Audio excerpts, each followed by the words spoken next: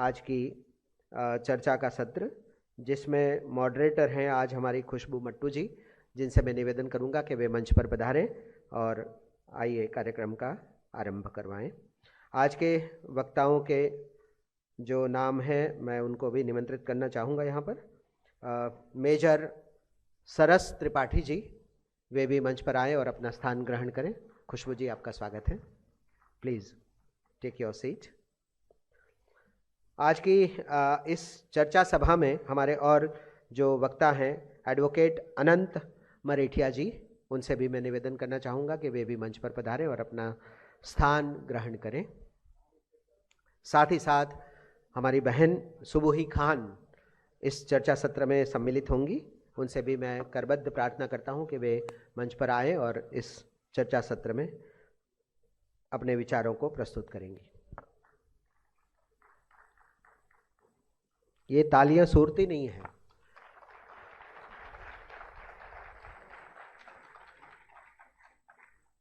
और मैं अहमदाबाद की बात नहीं यहाँ करना चाहता, इसलिए हमेशा जब भी आप हौसला अफजाई करें, किसी का उत्साहवर्धन करें, अप्रिशिएशन करें, कोई बात आपके दिल को छू जाए, आपके मन को तरंगित करे, तो कंजूसी ना करें, क्योंकि सूरत को ये पसंद नहीं है। ये डायमंड सिटी है, सिल्क सिटी है और तालियों का शहर नहीं है। ये उत्साहवर्धन करने वाले खमन लोचा और हमारे प्यारे ढोकला का शहर है। आइए जोरदार तालियों के साथ सभी का अभिनंदन करें। इनका परिचय और अभिवादन के लिए मैं निमंत्रित करना चाहूँगा हमारी युवा उद्घोषिका, हमारी साथी जो कि विदेशों से पढ़ाई करती है लेकिन देश की मिट्टी से इतना ही प्यार करती है, ऐसी आस्था गोस्वामी को निमंत्रित करता हूँ।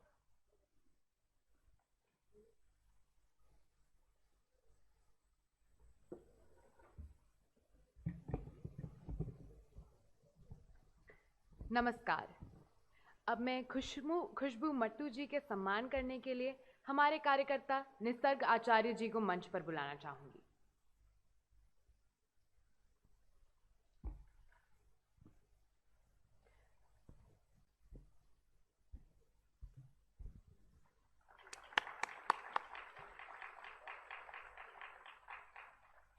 खुशबू मट्टू जी संघर्ष और संस्कृति पर लिखती हैं। उन्होंने टीवी और रेडियो में अपने कॉलम और करियर के माध्यम से महत्वपूर्ण मुद्दों और सामाजिक वर्जनाओं पर जागरूकता भी बढ़ाई है। उन्होंने साहित्य और मुशायरा उत्सवों के साथ साथ महिला सशक्तिकरण और प्रतिनिधित्व सम्मेलनों का भी आयोजन किया है। अब मैं मेजर सरस त्रिपाठी जी का सम्मान करने के लिए हमारे कार्यकर्ता श्री कृष्णा मिश्रा को मंच पर बुलाना चाहूंगी।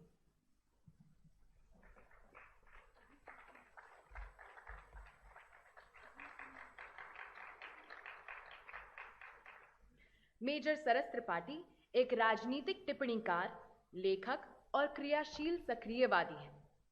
एक उत्साही राष्ट्रवादी, मानववादी और व्यावसायिक विचारक।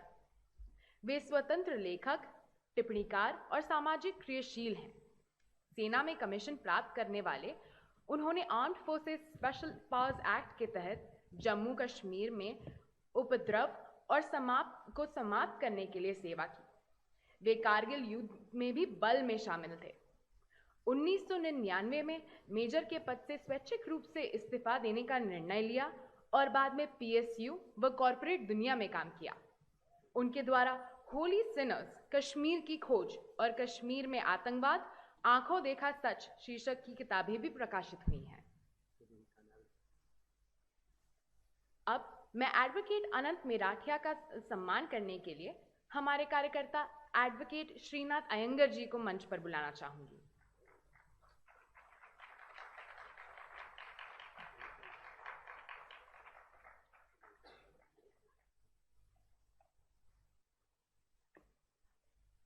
तालियों से इनका स्वागत कीजिए प्लीज। एडवोकेट अनंत मराठिया जी एक कॉर्पोरेट लॉयर हैं। वे domestic and cross border dispute resolution व कॉर्पोरेट मैटर्स में बहुत ही माहिर हैं। श्री मराठिया के पास औपचारिक विदेशी कानून योग्यताएं हैं और उनके पास भारत और सिंगापुर दोनों में कई वर्षों का अनुभव है। उन्होंने अपनी पहली पुस्तक Defaulters Paradise Lost, Demystifying the Insolvency and Bankruptcy Code 2016 में प्रकाशित की थी। उनका प्राथमिक उद्देश्य एक आम व्यक्ति के लिए कानून को सरल बनाना था। और अब मैं सुबूही खान जी का सम्मान करने के लिए हमारे कार्यकर्ता श्वेता श्रीवास्तव जी को मंच पर बुलाना चाहूंगी। सुबूही खान जी भारत की सर्वोच्च न्यायालय में अधिवक्ता हैं। वह कबीर फाउंडेशन और राष्ट्र जागरण के अभियान की संस्थापिका व राष्ट्रीय संयोजिका है।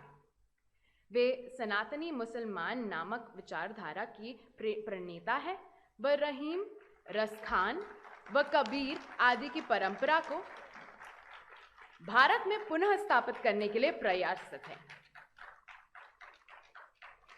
अपने आप को सनातनी मुसलमान कहती हैं और अब राष्ट्र जागरण अभियान में अंतर्गत भारत की प्रकृति विशेषता, गाय, गंगा व गांव के संरक्षण व संवर्धन के लिए कार्य करती है।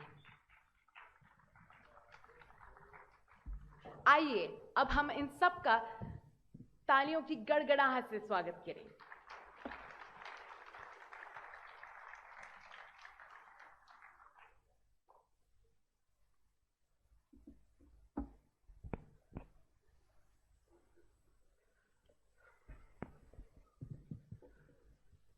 मैं समझ सकता हूँ कि भोजनोपरांत किसी भी सेशन को जीवित रखना सबसे मुश्किल काम होता है, लेकिन मुझे विश्वास है कि खुशबू मट्टू जी के सवालों का जो सिलसिला होगा वो ऐसा होगा कि आपको और आपके साथियों को ही नहीं, पूरे देश को सोने नहीं देगा।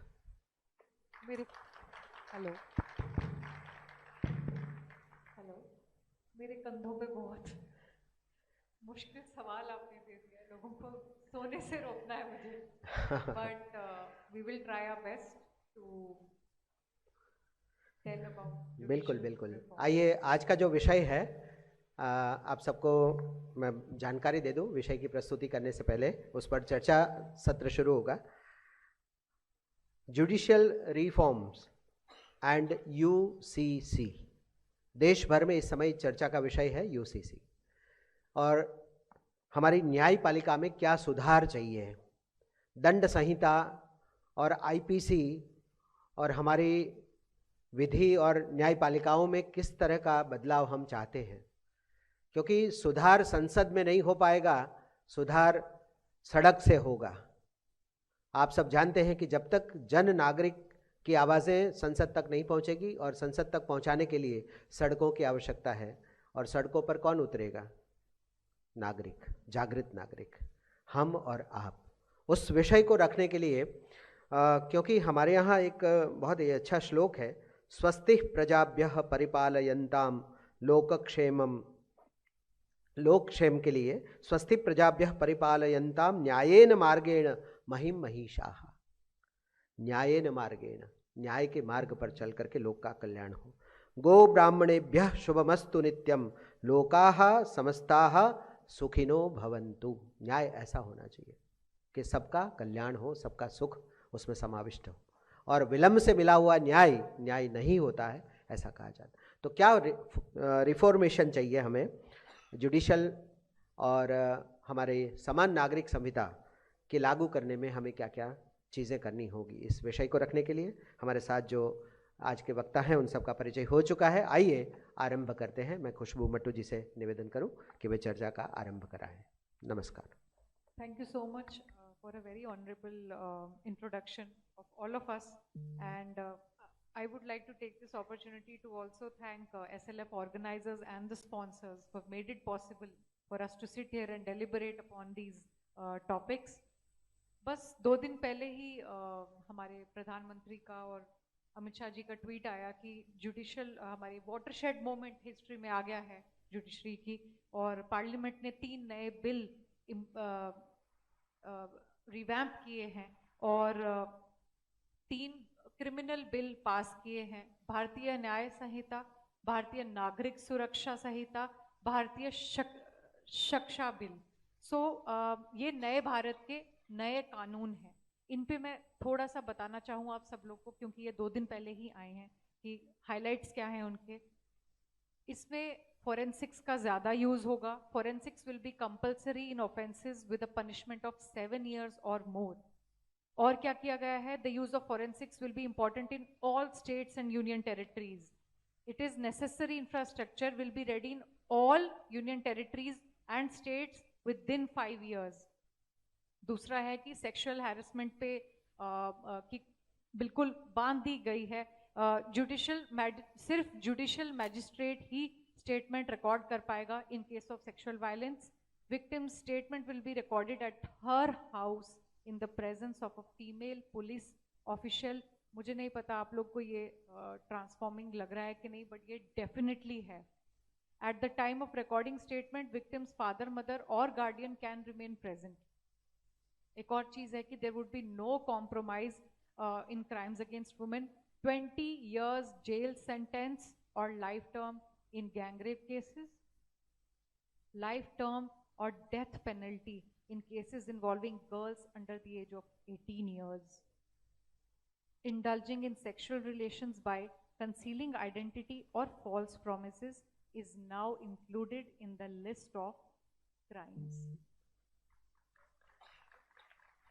फास्ट ट्रैक करने के लिए भी मुहिम जारी की गई है। Summary trials in petty crimes to be fast tracked, summary trials to become mandatory in matters related to theft and criminal intimidation. Magistrate can conduct summary trial in crimes punishable up to 3 years। तो ये बातें तो छोटी लग रही हैं, पर मैं शुरुआत करना चाहूँगी मेजर साहब से।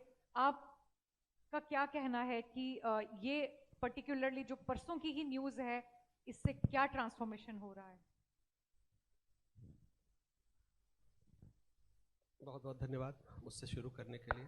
मैं एक लाइन में सभी ऑर्गेनाइजर्स का जिन्होंने ये ऑर्गेनाइज किया है उनका धन्यवाद करूँगा कि मुझे भी उन्होंने बुलाया है, अवसर दिया है। Thank you very much, all of you. Directly coming to the point, government relentlessly बहुत अच्छा काम कर रही है। Every session, मतलब actually government is in rush, जल्दबाजी में है कि कितने रिफॉर्म्स ले आए जाएं, और जल्दबाजी का कारण भी है क्योंकि रिफॉर्म्स की इतनी अधिक ज़रूरत है कि मुझ जैसा फौजी, मेरी बैकग्राउंड एक आर्मी ऑफिसर की है, HR पर्सनल की है, सिक्योरिटी, नेशनल सिक्योरिटी इश्यूज पे जो है, but I was force to write a book on the constitutional reforms. उसका नाम इंट्रोडक्शन में नहीं दिया गया। This book I am showing just to make you understand कि मेरे मन में संवैधानिक और कानून, ये जुडिशियल रिफॉर्म्स, कॉन्स्टिट्यूशनल रिफॉर्म्स के लिए कितना दर्द है। मुझे संविधान को कई बार पढ़ना पड़ा। जितनी भी सरकारिया कमीशन की रिपोर्ट है, committee on working of the constitution appointed by ex prime minister Shri Atal Bihari Vajpayee ji, उसके अलावा बहुत से कमिटी जो बनी यहाँ पे, उन सब का अध्ययन किया। अब गवर्नमेंट इतने कानून क्यों इंट्रोड्यूस करना पड़ रहा है? बिकॉज हमारे कॉन्स्टिट्यूशन में भी और पीछे के कानूनों में बहुत खामियां हैं। 21 संवैधानिक संशोधन की बात तो मैंने की है, 21 that includes judicial reforms also. तो अब मैं अपनी बात को 2 हिस्सों में बांटूंगा इस विषय में इतना ही कहकर, क्योंकि उससे ज्यादा there are more vital subjects, not important, vital. जो संविधान है, I am sorry to say, because मैं तो इंडिपेंडेंट राइटर हूँ, न मेरा किसी पॉलिटिकल पार्टी से एफिलिएशन है, न किसी ऑर्गेनाइजेशन से। आइडियोलॉजिकल सिमिलरिटी हो सकती है, तो मैं इंडिपेंडेंटली अपनी बात कहूँगा। जो हमारा संविधान है, इसमें बहुत से कंट्राडिक्शन है, विरोधाभासों से बिल्कुल भरा हुआ है। एक तरफ कहता है कि संविधान सेक्युलर होगा, दूसरी तरफ आर्टिकल 25 से 30 तक स्पेशल राइट्स दिए हैं माइनॉरिटीज को। जब कॉन्स्टिट्यूशन आपका सेक्युलर है तो स्पेशल राइट्स की आवश्यकता क्या है? एक हमारी जो संस्कृति है, संसार की सबसे प्राचीन संस्कृति है, हमारी भाषा दुनिया की सबसे वैज्ञानिक भाषा है। अब तो कंप्यूटर ने भी कह दिया, सारी दुनिया ने मान लिया कि Sanskrit is the most scientific language in the world. Phonetics इससे अच्छी किसी दुनिया की किसी भाषा की है नहीं, इतनी पुरानी संस्कृति है। लेकिन हमारे शास्त्रों में कहीं अधिकारों की बात की ही नहीं गई है, क्योंकि हम तो सिर्फ कर्तव्य की बात करते हैं।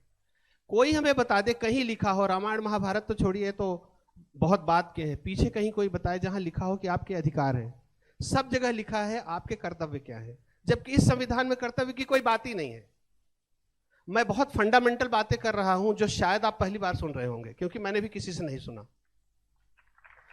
Entire constitution, nobody can tell me there are duties. Original constitution में कहीं ड्यूटी का जिक्र ही नहीं है।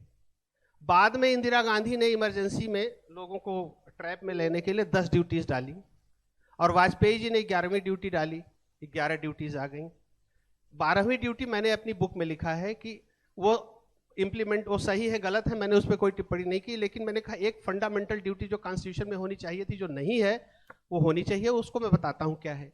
तो कहने का मतलब यह है कि संविधान में इतने विरोधाभास हैं। अधिकार शुरू हो जाते हैं आर्टिकल 13 से लेकर 22 तक, और एक्चुअली आप देखिए 36 तक चले जाते हैं। राइट्स राइट्स राइट्स, और राइट्स जहां होते हैं महाभारत होती है, और अगर कर्तव्य की बात होती है तो रामायण होती है। हमारा आदर्श तो रामायण है, जहां एक ने कहा ये हम राज्य नहीं लेंगे, भरत ने भी कहा हमें भी नहीं चाहिए क्योंकि हमारा कर्तव्य ये है, वहां वो बोलता है मेरा अधिकार मेरा अधिकार। तो सारे फसाद की जड़ तो अधिकार है। तो कहने का मतलब ये है कि पहले तो कॉन्स्टिट्यूशन के फंडामेंटल बदलाव ले आइए, जे इतने अधिकारों की जो बात हो रही है उसको कम करो, और कर्तव्यों की भी थोड़ी बात करो। कर्तव्य क्या है? सबसे मौलिक अधिकार जो व्यक्ति को दिया गया है, और वो मौलिक कर्तव्य भी है। अधिकार तो दे दिया, कर्तव्य में कन्वर्ट नहीं किया। क्या? What is the base of democracy? It is vote. Universal franchise आपने दे दिया, लेकिन वोट देना अपनी मर्जी पे है। क्यों है? आप कहीं ना कहीं तो कंपलसरी करो ना। तो मैंने 12वां जो लिखा है ड्यूटी, वो यही है कि every citizen should have a duty enforceable by the court of law and the constitution. He has to compulsorily go and vote. क्योंकि जो वोट देने जाते हैं वो अपना अधिकार जानते हैं, और जो वोट देने नहीं जाते वो सिर्फ कर्तव्य जानते हैं और कर्तव्य करते रहते हैं। वृक्ष आप लगाते हैं, फल कोई और खा के ले जाता है, और आपके पेड़ को भी काट देता है, आपको भी काट के एक दिन बाहर फेंक देता है। बिल्कुल बिल्कुल। तो कॉन्स्टिट्यूशन में बहुत सारे विरोधाभास हैं, एक तो इसको दूर करना है। Now coming to judicial reforms, I have studied a lot. मैं कोई बोस्ट नहीं कर रहा हूँ। इंटरप्ट करना चाहूंगी, एक सवाल है क्योंकि एक आम नागरिक की तरह मैं पूछना चाहती हूँ, जुडिशियल रिफॉर्म्स और लीगल रिफॉर्म्स में डिफरेंस क्या है? मैं उस पे आ रहा हूँ, उसी पे आ रहा हूँ मैं। देखिए, डेमोक्रेसी में जो हमारा संवैधानिक ढांचा है ये यूरोपियन है, इसमें इंडियननेस बहुत कम है। तो इसलिए मैं कहता हूँ पहले तो आपको ट्रक को अगर कितना भी कन्वर्ट करोगे, कितना भी अच्छा इंजीनियर लगाओगे, तो कार बनाने में कितनी भी अच्छी कार बना देगा तो अच्छी कार नहीं बनेगी। आप समझ जाइए, I don't want to say anything more. Now the question comes, judicial reforms की जो बात अभी आपने लीगल और जुडिशियल रिफॉर्म्स की बात की, इस ढांचे में 4 जो पिलर्स हैं, जिसको कहते हैं 4 पिलर्स ऑफ डेमोक्रेसी। पहला है लेजिस्लेचर, दूसरा है यानी कि जो विधायिका, फिर एग्जीक्यूटिव यानी कार्यपालिका, जुडिशियरी, एंड चौथा प्रेस को माना जाता है। यानी प्रेस इंक्लूड्स एवरीबडी, क्योंकि वो नागरिकों के अधिकार, प्रेस को कोई अलग से अधिकार नहीं है, नागरिक अधिकारों का ही प्रयोग करता है। अब सवाल ये आता है कि the legislature is accountable to the people. आपने गलत कानून बनाया, लोग आपको बाहर फेंक देंगे। Executive is accountable technically to the parliament, that is legislature. यानी कार्यपालिका जो है विधायिका के प्रति उत्तरदायी है, विधायिका लोगों के प्रति उत्तरदायी है, और executive actually is answerable to legislature as well as people. अब एक सवाल पूछता हूं, ये बताइए कि जुडिशरी किसके प्रति अकाउंटेबल है? Who judges the judge? जज तो सबको जज करते हैं। वो प्रधानमंत्री को भी जेल भेज चुके हैं। कौन है? पीवी नरसिम्हा राव। सही थे गलत थे? वो किसी को भी जेल भेज सकते हैं। अब जज को कौन जज करेगा? ये कहीं कॉन्स्टिट्यूशन में लिखा हुआ है क्या? क्या सारे जज जो है वो सब हरिश्चंद्र के अवतार है? एक जज इतना करप्ट था, मैं नाम नहीं लेना चाहता, यू विल अंडरस्टैंड, इतना करप्ट था और उसकी पूरी फैमिली करप्ट थी। He became chief justice of India. और केरल के लोग त्राही त्राही करते थे, उसका दामाद कितने लोगों की जमीन छिना, लोग कुछ कर नहीं पाए। And he claims that he was from a special community. बहुत ही जेन्युइन सवाल है, जज को जज कौन करेगा? तो हु विल जज द जज? अब नाउ कमिंग टू दूसरी चीज क्या है, लीगल रिफॉर्म्स और जुडिशियल रिफॉर्म्स में अंतर यह है, लीगल मीन्स लॉ। तो जो कानूनों में बदलाव होता है that is legal reforms, which Modi ji is doing. वो लीगल रिफॉर्म्स कर सकते हैं, वो कर रहे हैं। जुडिशियल रिफॉर्म है जब हम जुडिशियरी के स्ट्रक्चर में रिफॉर्म करते हैं, that is judicial reform. Judiciary के स्ट्रक्चर में रिफॉर्म क्या हो सकता है?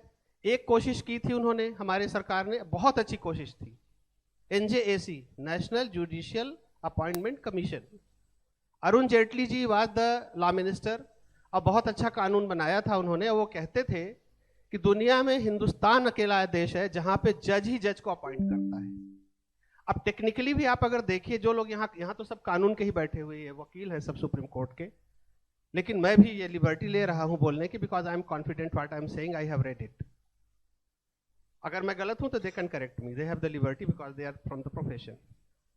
कि पूरा जो जितना भी सिस्टम है, जैसे जुडिशियरी है, तो अरुण जेटली जी कहते थे कि India is the only country where जजेस अपॉइंट द जजेस। पूरी दुनिया में नियम है कि power of appointment is with the executive, और यही होना भी चाहिए। क्यों? जो पे करता है, जो टैक्स कलेक्ट करता है, जिसको टैक्स कलेक्शन और खर्च का अधिकार होता है, वो एग्जीक्यूटिव होता है, उसी को अधिकार है। आपकी भी तनख्वाह वही देता है, तो आप अपने आप को अपॉइंट कैसे कर सकते हैं? कल को आप बोलेंगे हम अपनी तनख्वाह भी बढ़ा लेंगे।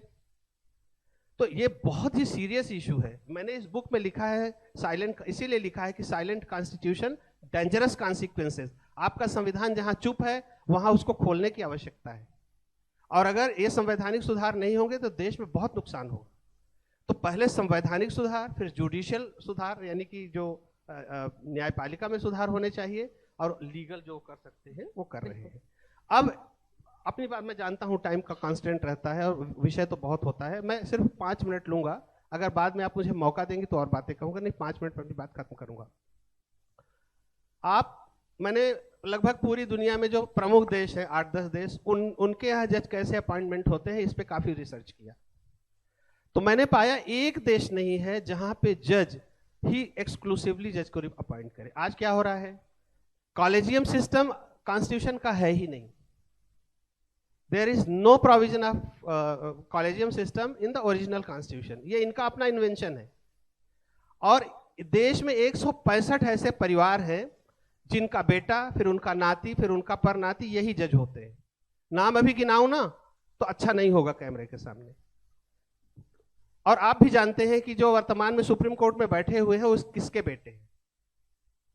जो प्रधानमंत्री की एक अकाउंटेबिलिटी देख रहे हैं, जो चाहते हैं कि जितने भी अपॉइंटमेंट देश में हो, इलेक्शन कमीशन से लेकर के और जितने भी कॉन्स्टिट्यूशनल पोजीशन है, RBI गवर्नर में, सब जगह वो बैठे हैं। क्यों बैठेंगे भाई आप? कॉन्स्टिट्यूशन में जुडिशियरी का, सुप्रीम कोर्ट ऑफ इंडिया की 2 ड्यूटीज हैं, only 2 important duties. 1, protecting the spirit of the constitution, संविधान की आत्मा का संरक्षण, ताकि कोई संविधान को बुरी तरह से बिगाड़ ना दे, खराब ना कर दे। दूसरी ड्यूटी है इंटरप्रिटेशन ऑफ द लॉ। जो विधायिका ने कानून बनाया है, अगर कोई एम्बिग्विटी है या आपके पास कोई आता है कानून जिसमें स्पष्टता नहीं है, आप उसे एक्सप्लेन कर दीजिए। You are no one to put your head everywhere, हम इसको भी अपॉइंट करेंगे, इसको भी अपॉइंट करेंगे, इसको भी अपॉइंट करेंगे। क्यों करेंगे आप? Who are you? और सबसे बड़ी चीज है, अकाउंटेबल किसी को नहीं है ये। और उसका दुष्परिणाम क्या हो रहा है? ओनली आई थिंक 2 मिनट्स और बचा है मेरा। वो परिणाम क्या है? You will be surprise to know, Bihar में एक लड़की ने एक मजहब के खिलाफ कोई टिप्पणी कर दी। खिलाफ थी कि नहीं हम जानते नहीं, आई एम नॉट द जज टू से कि गलत थी कि सही थी। मामला कोर्ट में गया, जज साहब वहां बैठे हुए थे, बड़े ज्ञानी, परम ज्ञानी, वो समझते हैं कि सब कुछ वो जानते हैं पूरी दुनिया का, probably they are equal to god. उन्होंने पनिशमेंट दिया उसको कि तुम 1000 कुरान बांटोगी, 1000 कुरान। अब सबसे पहला सवाल ये आता है कि जब it is a constitutional democracy तो everything should be as per the constitution. सब संविधान सम्मत होना चाहिए, कानून सम्मत होना चाहिए, उसी की दुहाई देकर के आप करते हैं सब काम। लेकिन जब संविधान सम्मत है, कानून सम्मत दंड होना चाहिए, तो किस आईपीसी में लिखा है कि अगर कोई मजहब के खिलाफ बोलेगा तो 1000 कुरान बांटेगा? अब आप मुझे बताइए, ये अनकॉन्स्टिट्यूशनल डिसीजन है कि नहीं? जो कॉन्स्टिट्यूशन का संरक्षक है वही संविधान के विरुद्ध निर्णय दे रहा है, और उसकी कोई अकाउंटेबिलिटी नहीं है, उसको कोई पनिशमेंट नहीं है। दूसरा वही बिहार में ही हुआ, उसने कोई हरकत की, गलत हरकत की होगी, आप ले जाइए कोर्ट में, जो पनिशमेंट है वो दे दीजिए। जज ने पनिशमेंट दिया कि अब तुम गांव की जितनी महिलाएं हैं उनके 1 महीने कपड़े ला करके धोगे, प्रेस करके उनके घर पहुंचाओगे। और गरीब धोबी कहां से खाएगा, कैसे जिएगा? धोबी ने तो गलती राम के समय में भी कर दी थी, तो भगवान राम ने उसका गला काट दिया था क्या? हमारी मर्यादा तो ये है कि उन्होंने कहा, इसने कहा है तो प्रजा के मन में, औरों के मन में, भाई इसको खत्म करेंगे हम। अपनी पत्नी के ऊपर ही शायद न्याय जो भी किया हो, हम नहीं कहेंगे उस पर कुछ। कहने का मतलब ये है, एक्स्ट्रा कॉन्स्टिट्यूशनल डिसीजंस आप दे रहे हैं, उनसे कोई पूछे कि आईपीसी में, सीआरपीसी में, सीपीसी में कहां ये पनिशमेंट लिखा हुआ है? तो आप जो संविधान सम्मत है वही आप दंड दीजिए ना। तो सवाल सब बहुत बड़ा ये आ गया है कि हु विल जज द जज? उनकी अकाउंटेबिलिटी कहां है? वो गलत डिसीजन देंगे तो कौन चेक करेगा? और इन सब विषयों पे बहुत विमर्श होना चाहिए। और मैं तो लेजिस्लेचर से कहता हूं, और एक चीज और आखिरी, in parliament, sorry, in the democracy, parliament is supreme, क्योंकि parliament is the reflection of will of the people. तो जुडिशियरी को अपनी सुप्रीमेसी दिखाने की कोशिश बिल्कुल नहीं करनी चाहिए, और they should be accountable to the parliament of India. Thank you.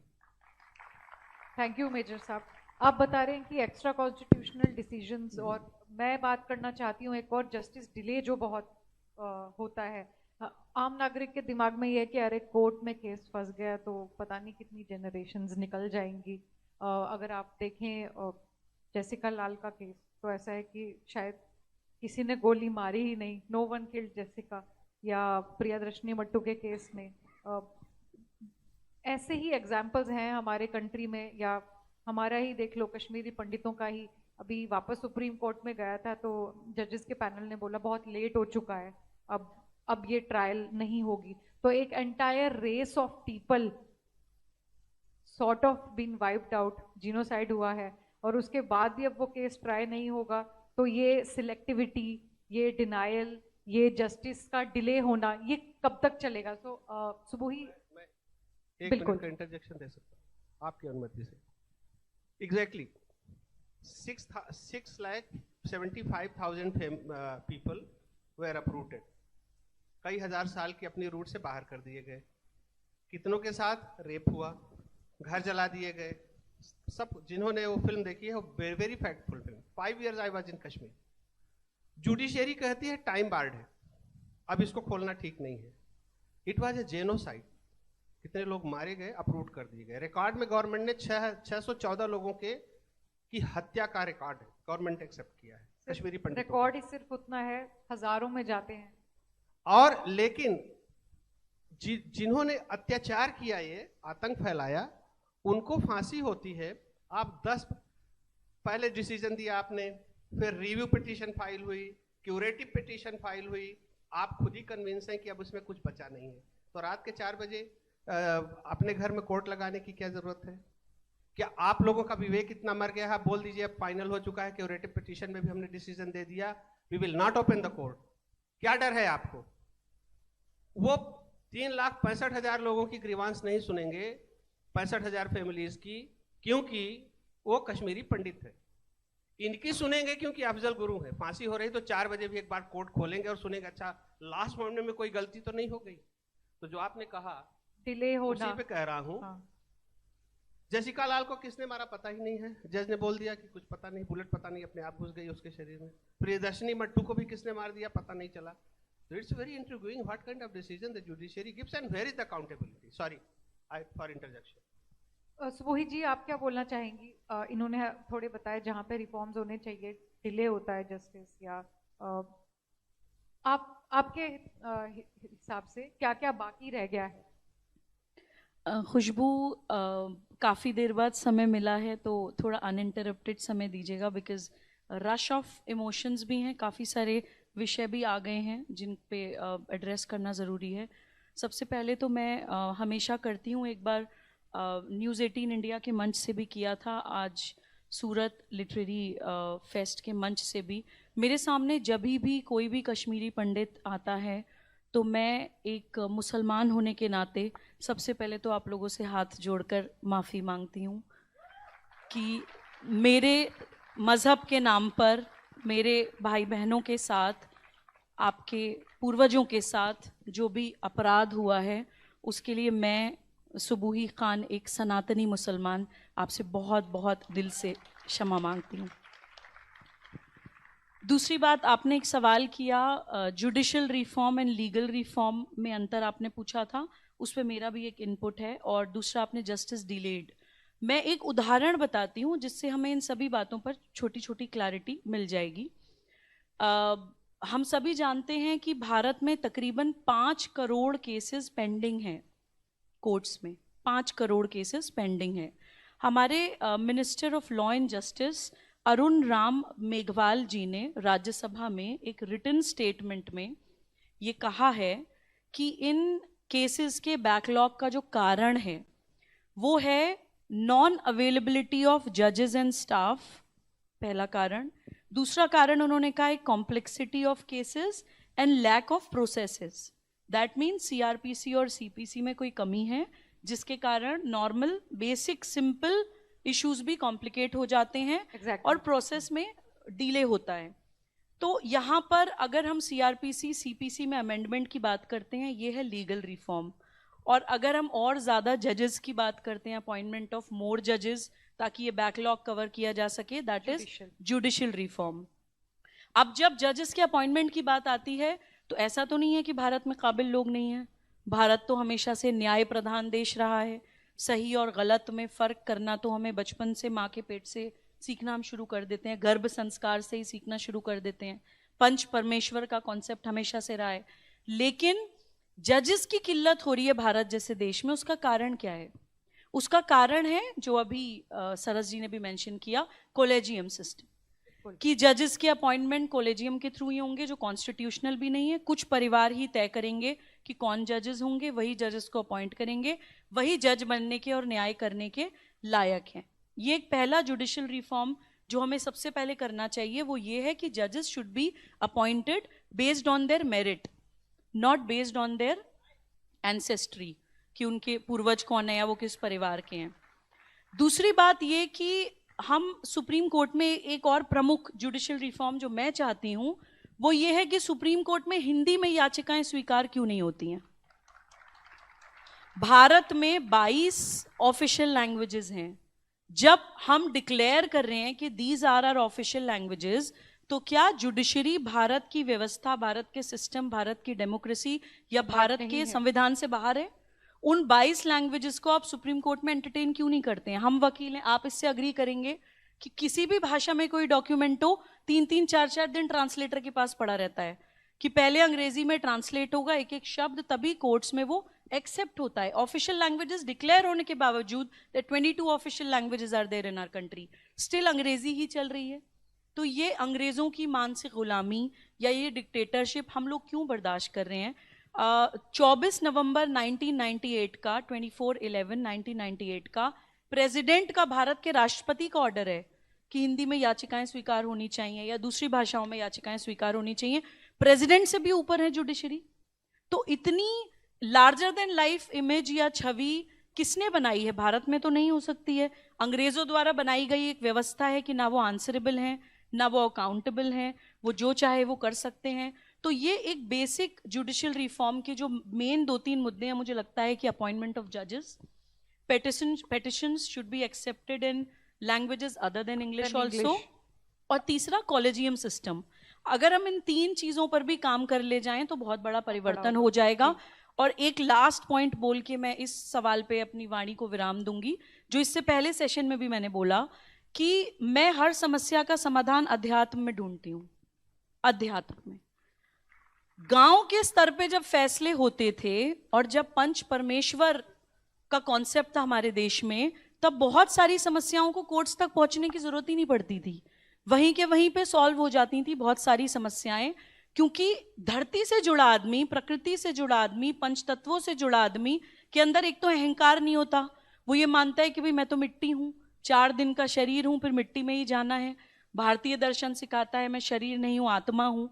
तो ये दर्शन वाला व्यक्ति जब न्याय की कुर्सी पे बैठता है तो वो ये सोचता है कि ये कुर्सी परमेश्वर की है, अगर मैं इस कुर्सी पर बैठूंगा तो मैं उसके साथ न्याय करूं, किसी के साथ अन्याय ना करूं।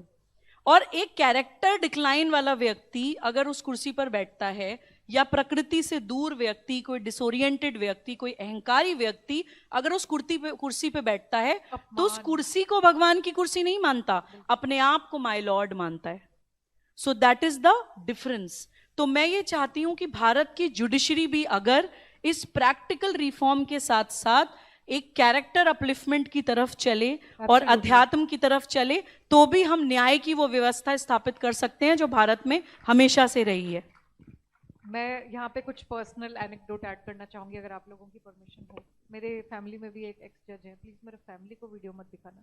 वो the way he treats his mother, तो मैं बचपन से ही पूछती आ रही हूँ कि जज को जो जज कौन करेगा, और आज मैं लकी हूँ कि स्टेज पे भी पूछ पा रही हूँ इस जज को जज किसने बनाया. तो प्लीज़ ये प्ले मत करना. दूसरा कि अब हम बहुत कंस्ट्रक्टिव डिस्कशन लग रहा है, ये लग रहा है कि अगर सही रास्ते पे जाए तो जो इतने 5 लाख पेंडिंग केसेस, कितने 5 crore pending cases, my God. तो मेरे जैसा आम नागरिक, आपके जैसा नागरिक, हमारे पैर नहीं कांपेंगे कोर्ट की तरफ जाने के वक्त. ये नहीं सोचेंगे हम कि हम तो इसी में निकल जाएंगे 30-40 साल इसी में. मतलब मैं पैदा ही टेररिज्म के बीच हुई हूँ, तो मैं क्या बोलूँ कि अन्याय कहाँ से शुरू होके कहाँ पे खत्म ही नहीं हुआ, वो तो पूरा डिस्क्रेडिट ही हो गया. तो अब एनीवे अनंत मैं आपसे पूछना चाहती हूँ, थोड़ा पॉजिटिव भी देखते हैं. पिछले 9-10 साल में ऐसे क्या बड़े बड़े 5 रिफॉर्म्स हुए हैं जिन्होंने जो शायद पहले हो जाने चाहिए थे, बहुत लेट हुए? थैंक यू खुशबू जी. पहले तो मैं सूरत लिट फेस्ट का आभार व्यक्त करना चाहूँगा for inviting me over here. Thank you so much. Major साहब और सुबूवी जी से मैं बाय एंड लार्ज हम लोग अग्री करते हैं, क्योंकि हम लोग फंडामेंटल बातें कर रहे हैं, लॉजिकल बातें कर रहे हैं. लेकिन मुझे लगता है मैं थोड़ा कुछ हमें एक पॉजिटिव एस्पेक्ट भी एक्सप्लोर करना चाहिए. देखिए, जुडिशियल रिफॉर्म्स की ज़रूरत है, no doubt. I will come back to the judiciary में. मैं जस्ट एक चीज़ ऐड करना चाहूँगा ताकि वो लूप हमारा कंप्लीट हो जाए कि आज के दिन हमारी हाई कोर्ट की सैंक्शन स्ट्रेंथ ऑफ अबाउट 1140 जजेस, उसमें कुछ 700 के आसपास जज हैं. 37% हमारी वैकेंसी है, और सबऑर्डिनेट कोर्ट्स में हमारी 21% की वैकेंसी है. 37% वैकेंसी? जी हाँ, वैकेंसी है. और सबऑर्डिनेट कोर्ट्स में 21% की वैकेंसी है, as per the latest report जो अभी सुप्रीम कोर्ट की आई है. उसके अलावा जो जुडिशियल इंफ्रास्ट्रक्चर, जुडिशियल स्टाफ है, वहाँ अब 27% स्टाफ ही नहीं है. तो आप कैसे एक्सपेक्ट करते हैं कि आप ये 5 करोड़ केस को? तो मुझे ये समझाइए, नौकरियां भी लोग ढूंढ रहे हैं, आबादी भी इतनी है, वैकेंसी भी, मतलब मैं एक आप लोगों की तरफ, मेरे दिमाग में भी ये सवाल है ये कैसे फिल होगा?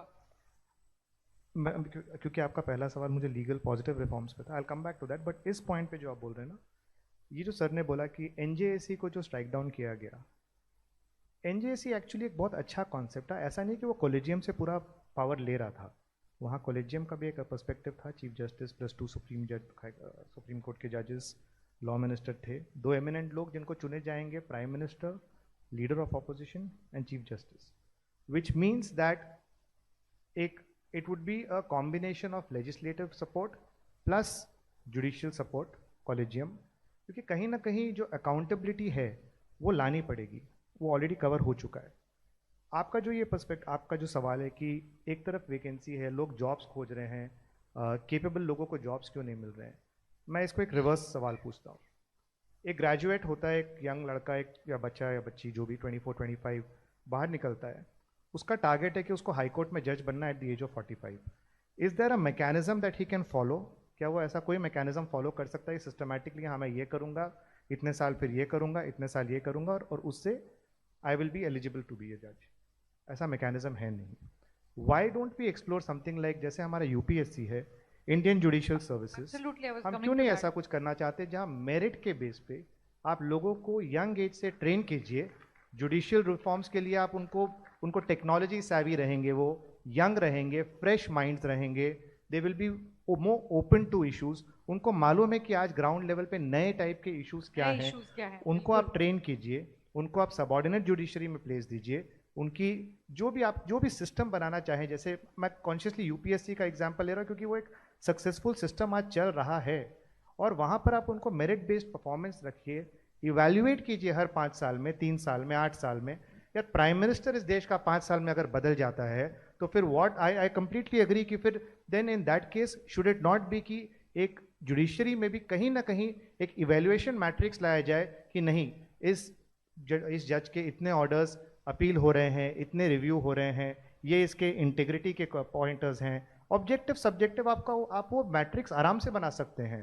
तो therefore definitely there is a scope and I think it's high time India needs something like an Indian judicial service where a youngster can go plan a career like how a corporate में आप जैसा अपना career plan कर सकते हैं. और अगर आप उस लेवल तक पहुंचते हैं, अगर आप में मेरिट है तो definitely why not high court जज, सुप्रीम कोर्ट जज, definitely you can do that. मैं बता दूं, आप तीनों के इंफॉर्मेशन से मुझे याद आ रहा है बहुत सारे मेरे फ्रेंड्स हैं जिन्होंने एडवोकेट थे बट छोड़ दिया क्योंकि दे यूज टू कंप्लेन कि यहाँ फैमिलीज का इतना क्लाउड है कि आगे ग्रो करना बहुत मुश्किल हो रहा है, सर्वाइव करना मुश्किल हो जाता है. So I think the kind of reforms you are asking will solve a lot of these problems of aspiration, especially those people who want to get into judiciary.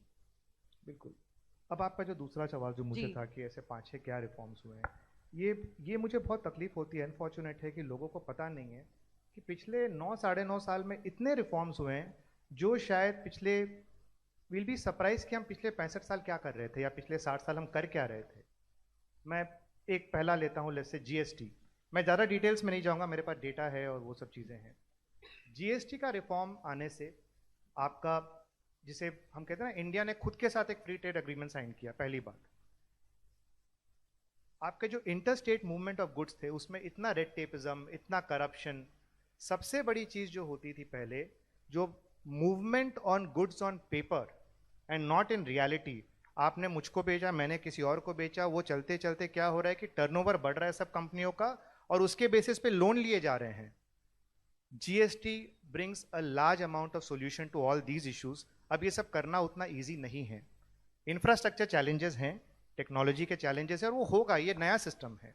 तो एक तो जीएसटी एक ऐसा रिफॉर्म है जहां लास्ट एज द नंबर्स से करीबन 1.6 lakh crore per month हमारा जीएसटी कलेक्शन आ रहा है, which is phenomenally, I would say, a very important aspect as far as a reform is concerned.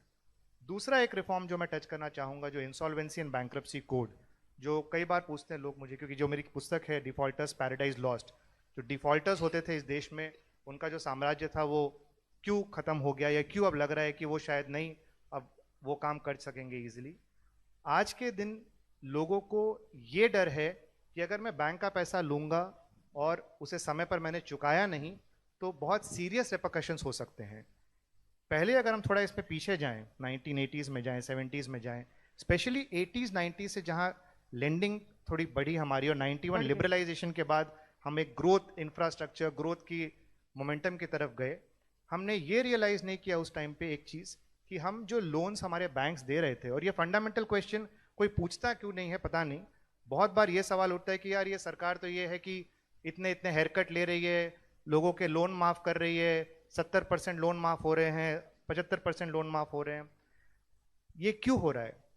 ये जब लोन दिए गए थे प्रीवियस रेजिम में 2004, 5, 6, 7 के आसपास, जब वो ग्रोथ का फेज था, आप चलिए बेनिफिट ऑफ डाउट दीजिए कि ग्लोबल इकोनॉमिक क्राइसिस भी आई थी 2008 में, फिर भी ये 2009-10 में होने लग गया था कि बहुत सारे ऐसे लोन जो गलत वैल्यूएशंस पे दिए गए, गलत बिना पे दिए गए, वो एक फ़ोन अ फ्रेंड जिसे कहा जाता था कि कॉल्स आ जाते थे और लोन्स दिए जाते थे, तो उन चीज़ों को कोई क्वेश्चन आज कर नहीं रहा है.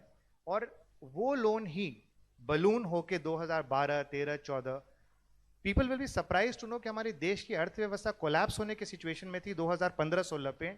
उस समय हमारा एनपीए ऑलमोस्ट 10 से 11% के आसपास था, non performing asset, which was a huge problem. 6 lakh crore, 8 lakh crore, बड़े बड़े नंबर्स, अनाप शनाप लोन्स थे. इसमें सबसे खराब बात यह है कि इस प्रॉब्लम का एक्चुअल पता चल गया था 2008-9 में, 9-10 में. 5 साल तक तो लोगों ने एवरग्रीनिंग ऑफ लोन्स किया. ये अनफॉर्चुनेट है कि बैंक्स ही 31 मार्च के पहले एक एडिशनल लोन सैंक्शन करते थे, उसी से इंटरेस्ट सर्विस हो जाता था और लगता था सब कुछ ठीक है, बैंक की बैलेंस शीट भी ठीक है और कंपनी की बैलेंस शीट भी ठीक है. लेकिन ये आप कब तक चीज़ों को कारपेट के नीचे डालते रहेंगे? अब ये जो लॉ आया है इंसॉल्वेंसी कोड, जिसमें करीबन 10 लाख करोड़ के क्लेम्स फाइल हुए, जिसके अगेंस्ट 3 लाख करोड़ रुपया रिकवर हुआ, 3.16 लाख करोड़। तो पहली बात तो इसमें जो 10 लाख करोड़ के क्लेम फाइल हुए अलग अलग स्टेक होल्डर्स के, बैंकर्स के, जो लोग बिजनेस करते हैं उन कंपनियों के साथ, या कोई वर्कर्स हैं, सबके, वो तो पहली बात तो वो हमेशा जब भी कोई अपना क्लेम फाइल करता है वो ज़्यादा से ज़्यादा स्पेशली बैंक्स पीनल इंटरेस्ट सारी चीज़ों को जोड़ के ऐड करता है। लेकिन अगर आप प्रैक्टिकली देखें इसके पहले के जो रेजिम्स थे जहाँ वन टाइम सेटलमेंट, रीस्ट्रक्चरिंग और ये सब चीज़ें होती थी, वहाँ भी सेटलमेंट आपका 40 to 50% में ही होता था, या एट मोस्ट 50 to 60% में होता था। तो if you are getting 30 to 33% today of your gross exposure, और उसमें भी आपको एक्चुअली जब आप कैलकुलेट करें ये सारे फैक्टर्स को लेते हुए आप बहुत बेहतर कर रहे हैं। तो आज के दिन करीबन 7,000 कंपनी जो कि इंसॉल्वेंसी में गई, उनमें से 2250 कंपनी का लिक्विडेशन हुआ, उसमें भी कुछ पैसे आए हैं। अब इंडिया अब ये समझने लग गया है, बिजनेस इकोनॉमी अब ये इस लेवल पे मैच्योर हो रही है कि एक ईज ऑफ एग्जिट भी हम लेके आ रहे हैं, जो सरकार लेके आई है कि हाँ ठीक है, अगर आप फेल होते हैं जो भी कारण से, इट्स टाइम कि आप एक बीमारू कंपनी को लेके दूसरों के स्टेक पर, दूसरों के पैसे पर, बैंक्स के पैसे पर, जिसके चलते इम्पैक्ट कॉमन मैन पे हो रहा है, वो आप नहीं कर सकते हैं। तो this is another significant reform.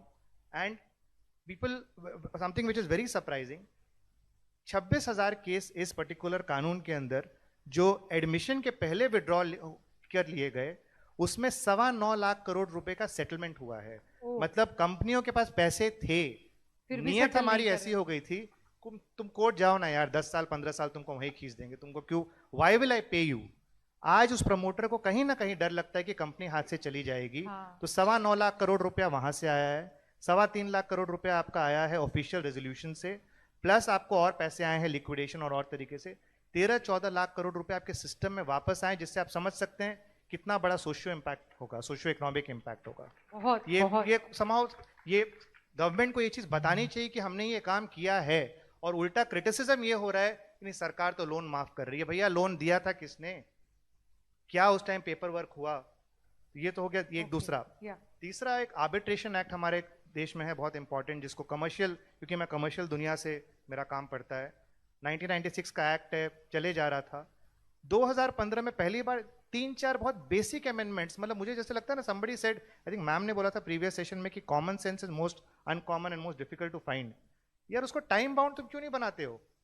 5-5, 7-7 साल तक आर्बिट्रेशन चल रहे हैं। जजों की फीस, जो रिटायर्ड जो जजेस होते थे, वो आर्बिट्रेटर होते थे, उनकी फीस लाखों रुपए में जा रही है।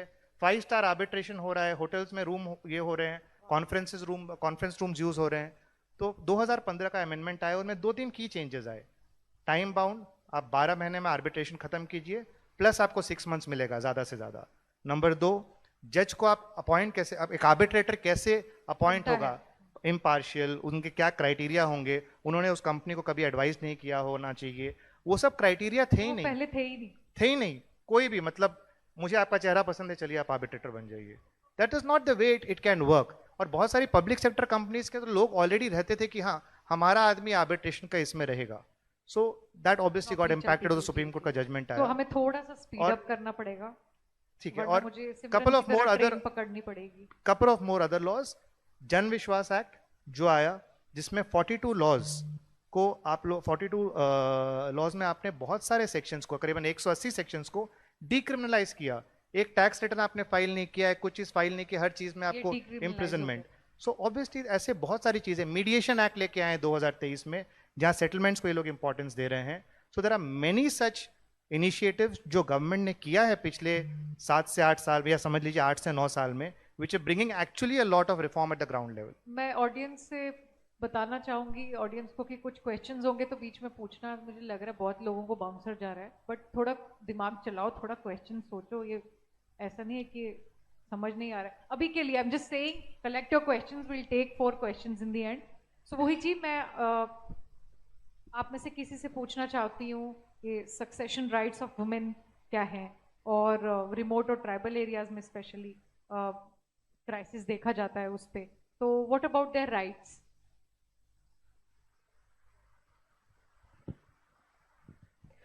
देखिए, पर्सनल लॉज तो अलग हैं, सक्सेशन लॉज जो हैं वो पर्सनल लॉ में आती हैं। तो कम्युनिटी वाइज, जैसे मैं मुस्लिम समाज से आती हूँ, तो मुस्लिम पर्सनल लॉ की अलग हैं, और नॉर्मल जो सक्सेशन एक्ट है उसके कानून अलग हैं। ट्राइबल एरिया की जो मेरी ऑब्जर्वेशन है वो ये है कि ज़मीन जायदाद को लेकर बहुत सारे प्रिविलेजेस सरकार द्वारा भी ट्राइबल क्षेत्र को उनकी संस्कृति को प्रिजर्व करने के लिए दिए जाते हैं। तो उनको अगर आप नॉर्मल सक्सेशन एक्ट से तो आई थिंक अलग ही कवर होते हैं उनके जो प्रॉपर्टी राइट्स होते हैं। हालांकि इसमें बहुत डेप्थ में मेरी रिसर्च नहीं है, लेकिन मैं इतना जानती हूँ कि उनको प्रिविलेजेस ट्राइबल एरिया को दिए जाते हैं अपनी ज़मीन की सक्सेशन, इनहेरिटेंस या उसको प्रिजर्व करने के लिए। वो अलग से ही एक कानून होते हैं, प्रोटेक्टेड हैं वो। Yeah, that question is very हाँ, valid दीदी, question. Inheritance clause. even in tribal areas? Didi, I would like you to please take the mic and mention Yeah, this, because somebody this please- would be really enlightening That for is us. why this question had, we had put this question. 1981 में मैंने ये challenge इसलिए किया था क्योंकि Jharkhand area में और सिलसिले में गई थी और वहाँ बहुत सी महिलाएं ऐसी मिली जिनको डायन कह के मारा जाता था, और विच किलिंग बहुत कॉमन है इन एरियाज में। यहाँ ही नहीं, नॉर्थ ईस्ट में भी कुछ नहीं है जो के लिए ट्राइबल के नाम पे, ये ट्राइबल कस्टमरी लॉ के नाम पे डिपेंड किया जाता है। किंतु परंतु ये ब्रिटिश ने जो चेंज लाया कस्टम से, जिसको हम ट्राइबल कहते हैं, वहाँ इंडिविजुअल प्रॉपर्टी राइट्स में कलेक्टिव लैंड होल्डिंग होती थी सारी समाज की, तो उसमें किसी ना पुरुष का ना स्त्री का। जब लैंड रेवेन्यू को फैसिलिटेट करने के लिए तो अंग्रेजों ने वहाँ पे भी इंडिविजुअल पट्टे दिए with male head of the family, क्योंकि विक्टोरियन माइंडेड अंग्रेज के दिमाग में स्त्री तो हेड हो नहीं सकती, वहाँ भी नहीं थे तो यहाँ भी नहीं थे, तो इसको कस्टमरी लॉ का नाम दे दिया गया। कस्टम तो खत्म कर दिए जो थे ट्राइबल किसी जमाने में वो सब। और ये जब मैंने देखा कि डायन के नाम पे, विच किलिंग्स के नाम पे महिलाओं को किया जा रहा है, तो मेरे पास 2-3 महिलाएं आई जो टारगेट की जा रही थी, माकी बुई और उसकी बेटी सोना मुनी। उन्होंने कहा कि मेरा कोई बेटा नहीं है और केवल बेटी है, मैं चाहती हूँ बेटी और दामाद को मैं ये अपनी छोटी सी ज़मीन, उसका पति फौज में था किसी ज़माने में, जब गांव में आए पति की मृत्यु हो गई तो उसके मेल रिलेटिव ने हटाना चाहा, तो उनको डायन करके मारने वाले माहौल बना हुआ था। तो ऐसे मैंने कोर्ट में कई सारे डॉक्यूमेंट्स अनअर्थ किए, चाबासा कोर्ट में जाके स्टडी किए, एंड आई फाउंड कि कई सारी विच किलिंग्स ऐसी थी, सिंगल वुमेन, अनमैरिड डॉटर्स, और ज़्यादा परसेंटेज अनमैरिड डॉटर्स की होती है ट्राइबल विलेजेस में, क्योंकि अनमैरिड डॉटर के रूप में कम से कम राइट टू मेंटेनेंस है, right to work on the land, not ownership. तो ये सब देखते हुए विच किलिंग, वायलेंस और हत्याना, किसी को डायन कह के, इसका ग्रोन अप सन्स नहीं है, पति चला गया, अनमैरिड डॉटर है, तो मैं PIL लेके गई थी 1981 में। खिसटते 15-16 साल हो गए। इस बीच में वो जो पिटिशनर्स थे उनके लिए इतना बुरा माहौल बना दिया पुलिस ने। लोकल जो बड़ी इम्पोर्टेंट बात कहने जा रही हूँ, इसके खिलाफ कि महिलाओं को न दिए जाए, सारी मुहिम पता है किसने चलाई? चर्च ने, कि ये तो बाहर से दीकू आ जाएंगे। अच्छा, हम दीकू हो गए, वो तो अंदरूनी हो गए, और दीकू ले जाएंगे, सारे हिंदू आ जाएंगे और ट्राइबल समाज तबाह हो जाएगा, इसलिए उनको नहीं देंगे। ये सारी मूवमेंट चर्च ने और माओवादियों ने, बिकॉज दोनों का गठबंधन रहता है। तो 16 साल लग गए और फिर स्प्लिट जजमेंट, 3 जज की जजमेंट थी। एक जज ने स्ट्रांगली सपोर्ट किया, 2 दूसरों ने कहा नहीं, अपसेट हो रहे हैं, ये लीडर अपसेट हो जाएंगे ट्राइबल समाज के। तो अगर आप देखें, मॉरल ऑफ द स्टोरी, मेरी किताब भी आ रही, हिंदू लॉ का बलात्कार करने में कोई सुप्रीम कोर्ट को डर नहीं लगता, किसी हाई कोर्ट को डर नहीं लगता।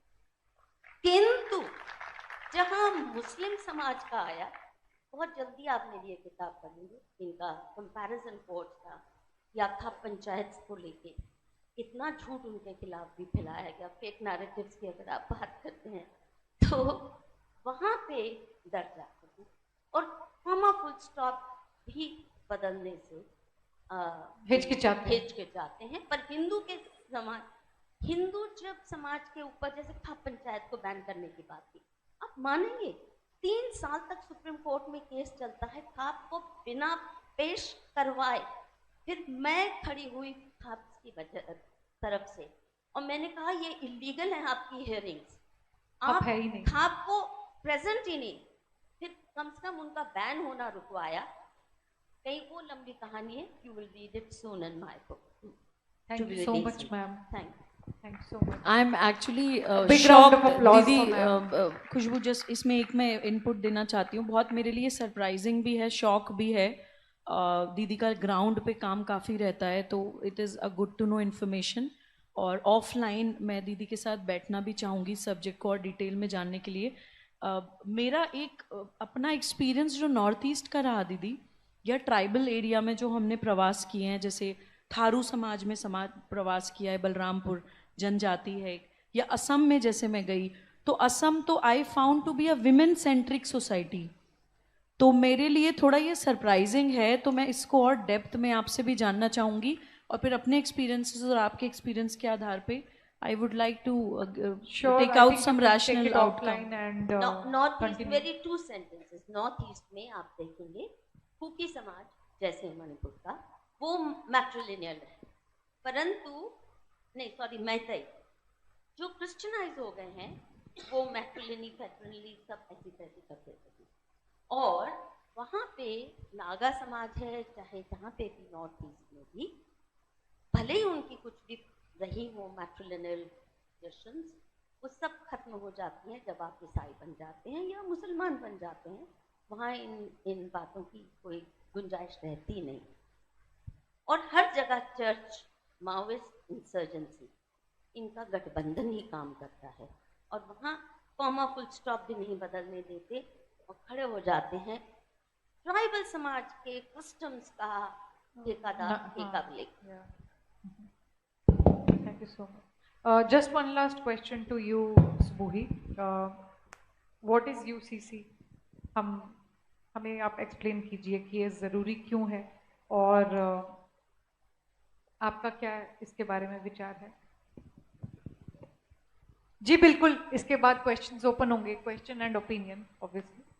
इस पर भी मैं कुछ अनइंटरप्टेड समय चाहती हूँ यूनिफॉर्म सिविल कोड पर, क्योंकि मेरा अध्ययन काफ़ी रहा है। बहुत मेरा हमेशा से प्रैक्टिस रही है कि मैं किसी भी सब्जेक्ट को ऐसे समझती हूँ जैसे I am a 10 year old, और मैं ऐसे ही एक्सप्लेन करती हूँ जैसे किसी 10 साल के बच्चे को समझा रही हूँ। तो मैं बहुत सिंपल भाषा में बताऊँगी कि क्रिमिनल और सिविल लॉ में सबसे पहला फ़र्क ये होता है कि आपके साथ कोई क्रिमिनल रॉन्ग हो जाए तो आप जाके कोर्ट में FIR करा सकते हैं। IPC में चार्जेस हैं कि ये इनमें से अगर कुछ आपके साथ होता है तो ये दंडनीय अपराध है और चार्जेस के तहत कोर्ट आपके पुलिस स्टेशन आपकी FIR लॉन्च करता है। लेकिन आपके साथ कोई सिविल रॉन्ग अगर होता है तो आपकी पुलिस FIR लॉन्च नहीं करती है, बोलती है this is a civil wrong, you go to the court of law. अब ये मैं आपको क्यों बता रही हूँ, क्योंकि समाज में ख़ास तौर से मैं यूनिफॉर्म सिविल कोड की वकालत इसलिए करती हूँ कि मैं अपने समाज के लिए, मुस्लिम समाज की महिलाओं के लिए, मुस्लिम समाज की बच्चियों के प्रोटेक्शन के लिए, उनके संरक्षण के लिए चाहती हूँ कि यूनिफॉर्म सिविल कोड आए, क्योंकि उनके साथ सिविल लॉ के नाम पे कई बार ऐसे क्रिमिनल ऑफेंसेस हो जाते हैं कि वो कहीं की नहीं रहती हैं। वो उनको मैं एग्जाम्पल्स दूंगी, वो जाती हैं थाने की भी ये हुआ है हमारे साथ, थाने वाले बोलते हैं कि ये तो सिविल लॉ में आता है, आप जो है कोर्ट ऑफ लॉ जाइए, वहाँ उनको कोई रिलीफ मिल नहीं पाता है। मैं आपको एग्जाम्पल देती हूँ। जैसे सबसे पहला है IPC का एक चार्ज सेक्शन 494 IPC जो बात करता है बाइगेमी और polygamy is a punishable offence, यानी कि एक अगर आपका कोई स्पाउस जीवित है और उसके रहते हुए आप कोई दूसरी शादी कर लेते हैं तो IPC के तहत एक दंडनीय अपराध है। लेकिन क्योंकि Muslims are covered by personal laws, तो मुस्लिम पुरुष पे वो IPC की धारा भारत की क्रिमिनल लॉ अप्लाई नहीं होती है, क्योंकि मुस्लिम्स की पर्सनल लॉ में 4 शादियां तक अलाउड हैं। तो यहाँ पर इन the name of personal law IPC की एक धारा का भारत की क्रिमिनल लॉ का वायलेशन हो रहा है इन the name of personal law. वो महिला अगर थाने जाएगी उसकी FIR भी लॉन्च नहीं होगी, उसको बोला जाएगा कोर्ट जाइए, कोर्ट बोलेगा कि जी शरिया कहती है 4 शादियां अलाउड है, इसमें कुछ गलत नहीं है, आप अपने रिलीजियस लीडर से बात करिए। कोर्ट भी हाथ बांध के खड़े हो जाती है और पुलिस स्टेशन भी हाथ बांध के खड़ा हो जाता है। दूसरा एग्जाम्पल मैं देती हूँ, हमारे पास एक एक्ट है protection of women from domestic violence act, जो किसी भी तरह की physical, emotional, sexual, verbal, economic, psychological abuse को एक पनिशेबल ऑफेंस मानता है किसी भी महिला के साथ। लेकिन एक मुसलमान महिला के साथ अगर ट्रिपल तलाक हो जाता था पहले, अब तो फॉर्चुनेटली भारत सरकार ने बैन कर दिया, तो वो डोमेस्टिक वायलेंस एक्ट के अंतर्गत भी कोर्ट को अप्रोच नहीं कर सकती। उसके साथ हलाला हो जाता था।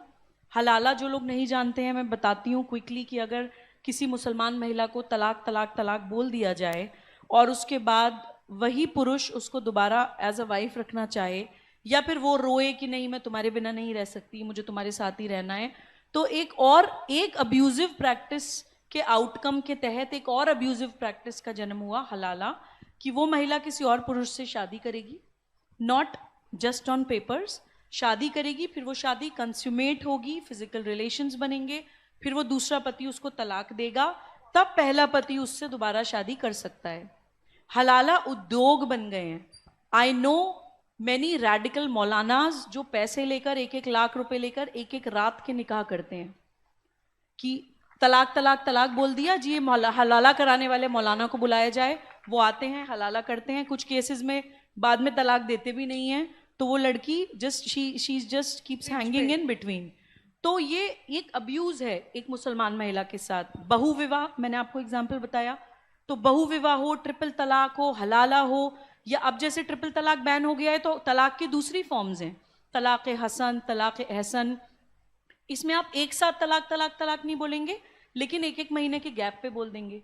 लेकिन extra judicial one sided divorce तो है, आपको कोर्ट जाने की जरूरत नहीं है, आपको बीवी की कंसेंट की जरूरत नहीं है, चाहे आप 1 महीने का गैप, जैसे हिंदू लॉ में भी अगर हम एक बार डिवोर्स का मोशन फाइल करके कुछ महीनों का कूलिंग ऑफ पीरियड देते हैं, तो कुछ मुस्लिम स्कॉलर्स क्लेम करते हैं कि तलाक हसन और तलाक एहसन वो कूलिंग ऑफ टाइम ही है, कि हमने एक बार प्रोनाउंस कर दिया then we are giving cooling off time, लेकिन वो वन साइडेड है, that is one sided and that is extra judicial. तो ये दोनों चीजें किसी भी सभ्य समाज में नहीं होनी चाहिए। एक मुस्लिम बच्ची के साथ हर तरह का physical, mental, emotional, sexual, verbal, psychological abuse हो रहा है, लेकिन डोमेस्टिक वायलेंस एक्ट उस बच्ची को बचा नहीं पा रही है because she is covered by personal law. एक और बहुत ही घटिया एग्जाम्पल मैं आपको यहाँ दूंगी, क्योंकि कई बार सच्चाई कड़वी होती है। हम लोग जिस अभियान पे मैं काम कर रही हूँ, राष्ट्र जागरण अभियान, जिसका आपने इंट्रोडक्शन में भी बोला था, I am the national convener, उसमें हम लोग अक्सर भारत प्रवास पे रहते हैं। तो हम लोग ट्रैवल करते हुए पहुंचे तेलंगाना। वहां पर मुझे पता चला एक निकाह होता है मिस्यार निकाह। सबके पास गूगल है, आप डालिए, मेरी ओपिनियन गलत हो सकती है लेकिन मैं फैक्ट बेस्ड, एविडेंस बेस्ड बात करती हूँ। आप डालिए मिस्यार निकाह का लिटरल मीनिंग होता है ट्रैवलर्स मैरिज, यानी कि यात्री निकाह। कोई मुसलमान पुरुष अगर यात्रा कर रहा है तो उस यात्रा की ड्यूरेशन में वो किसी भी मुसलमान महिला के साथ निकाह कर सकता है। जब वो यात्रा खत्म होती है तो वो निकाह खत्म हो जाता है। और उस ऑन टॉप ऑफ इट अगर इतना भी अब्यूज काफी नहीं था, ना ही सिर्फ महिला बल्कि 12-12 साल की बच्चियों के साथ निकाह कर सकते हैं, because as per sharia age of puberty is age of marriage. तो आज ग्लोबल वार्मिंग, क्लाइमेटिक चेंज के कारण छोटी छोटी बच्चियों को पीरियड्स हो जाते हैं, तो 12-13 साल की बच्ची को एज ऑफ प्यूबर्टी आ जाती है, तो वो अप्लाई कर रहे हैं कि प्यूबर्टी आते ही एज ऑफ मैरिज। तो मैंने हैदराबाद में इस इशू को उठाया कि वहां पे एक असदुद्दीन ओवैसी साहब नाम के एक लीडर हैं, वो कहते हैं इंशाल्लाह एक दिन मुसलमान बच्ची भारत की प्रधानमंत्री बनेगी। अपने हैदराबाद में वो मुसलमान बच्ची के साथ ये रेप, ये बलात्कार, ये शारीरिक शोषण तो रोक नहीं पा रहे हैं और उसको प्रधानमंत्री बनाने की बात करते हैं। अरब से 70-70, 80-80 साल के बूढ़े शेख आकर 12-12 साल की बच्चियों के साथ निकाह करते हैं हैदराबाद में मिस्यार निकाह के नाम पर। वीडियोस देखते हैं छोटी छोटी लड़की के साथ। Imagine, so is it personal law anymore? Is it civil law anymore? तो इसीलिए मैंने आपको शुरू में ही बताया कि सिविल लॉ के नाम पे क्रिमिनल लॉज चल रही हैं भारत में, और एक लास्ट में इनपुट देकर अब आपके इस सवाल को के जवाब को मैं विराम दूंगी, वो ये है कि मैं भारत के मुसलमानों से ये कहना चाहती हूँ कि भारत में मुसलमान हमेशा से हैं, ऐसा तो नहीं है कि अभी आज कल ही आए हैं, लेकिन शरिया एक्ट हमेशा से नहीं थी। शरिया एप्लीकेशन एक्ट भारत में 1937 में आई है। उससे पहले भारत के मुसलमान भारत के ही कानून, भारत की परंपराएं, भारत के कस्टम्स, भारत के लाइफस्टाइल, भारत के मूल्य, सब कुछ भारतीय मानते थे, तो कोई झगड़ा ही नहीं था। झगड़ा शुरू हुआ है शरिया एप्लीकेशन एक्ट से, और वो शरिया एप्लीकेशन एक्ट आई क्यों है उसके लिए मैं कुछ महत्वपूर्ण डेट्स आपको बताना चाहती हूँ, और वो जानना जरूरी है ताकि प्रॉब्लम के रूट पे हम पहुंचे। 1857 की क्रांति में हिंदू, मुस्लिम, सिख, ईसाई, हर भाषा, जाति, क्षेत्र, संप्रदाय का भारतीय एक साथ खड़ा हुआ कि हमें अपने देश को आजाद कराना है। हमने अंग्रेजों के दांत खट्टे कर दिए। 1857 की क्रांति में वो समझ गए कि ये भारत अगर एक रहा तो इन पे हम लंबे टाइम तक राज नहीं कर सकते, और लंबे टाइम तो छोड़िए, हमारे पैर यहाँ पे टिकना मुश्किल हो जाएगा। तो उन्होंने पूरे भारत का प्रवास करके डिवाइड एंड रूल की एक स्ट्रैटेजी बनाई। अब वो डेट्स आप देख लीजिए, ये भी फैक्ट बेस्ड, एविडेंस बेस्ड बता रही हूँ। 1857 के एग्जैक्ट 10 साल के बाद 1867 में दारुल उलूम की स्थापना, 1875 में अलीगढ़ मुस्लिम यूनिवर्सिटी की स्थापना, 1905 में बंगाल विभाजन इस्लाम के नाम पर, 1906 में मुस्लिम लीग की स्थापना, 1915 या 16 में सेपरेट इलेक्टोरेट की आवाज होना शुरू होती है, 1919 या 20 में खिलाफत मूवमेंट कि वो खलीफा जो टर्की को चलाएंगे वो भारत को भी चलाएंगे, इस तरह के मूवमेंट्स। 1930 में पाकिस्तान शब्द कॉइन होता है कि भाई मुसलमानों के लिए एक अलग से जगह होनी चाहिए। 1937 में शरिया एप्लीकेशन एक्ट कि भारत का मुसलमान शरिया के हिसाब से चलेगा। 1940 में लाहौर रेजोल्यूशन पास होता है जब जिन्ना पाकिस्तान की मांग करते हैं। 1946 में डायरेक्ट एक्शन डे एंड 1947 में देश का विभाजन। तो मैं भारत के उन नेशनलिस्ट मुस्लिम्स को या रैशनल मुस्लिम्स को, लॉजिकल मुस्लिम्स से ये कहना चाहती हूं कि इस्लाम को शरिया एप्लीकेशन एक्ट से मत जोड़िए। शरिया एप्लीकेशन एक्ट कोई प्रॉफिट मोहम्मद सल्लल्लाहु अलैहि वसल्लम द्वारा नहीं दिया गया है, अल्लाह द्वारा नहीं दिया गया है। ब्रिटिश और मुस्लिम लीग की एक सोची समझी साजिश के तहत भारत को तोड़ने के लिए, विभाजित करने के लिए शरिया एप्लीकेशन एक्ट 1937 में लाया गया। और हमारी बच्चियों का टॉर्चर हो रहा है उसके नाम पर, हमारी बच्चियों का शोषण हो रहा है उसके नाम पर। अगर हम अपने आप को वाकई प्रॉफिट की उम्मत मानते हैं तो हमें ये जानना होगा कि प्रॉफिट मोहम्मद अपना खाना खुद बनाते थे, अपने कपड़े खुद धोते थे, उनकी बेटी अगर रूम में एंटर होती थी तो वो अपनी बच्ची के सम्मान में खड़े हो जाया करते थे।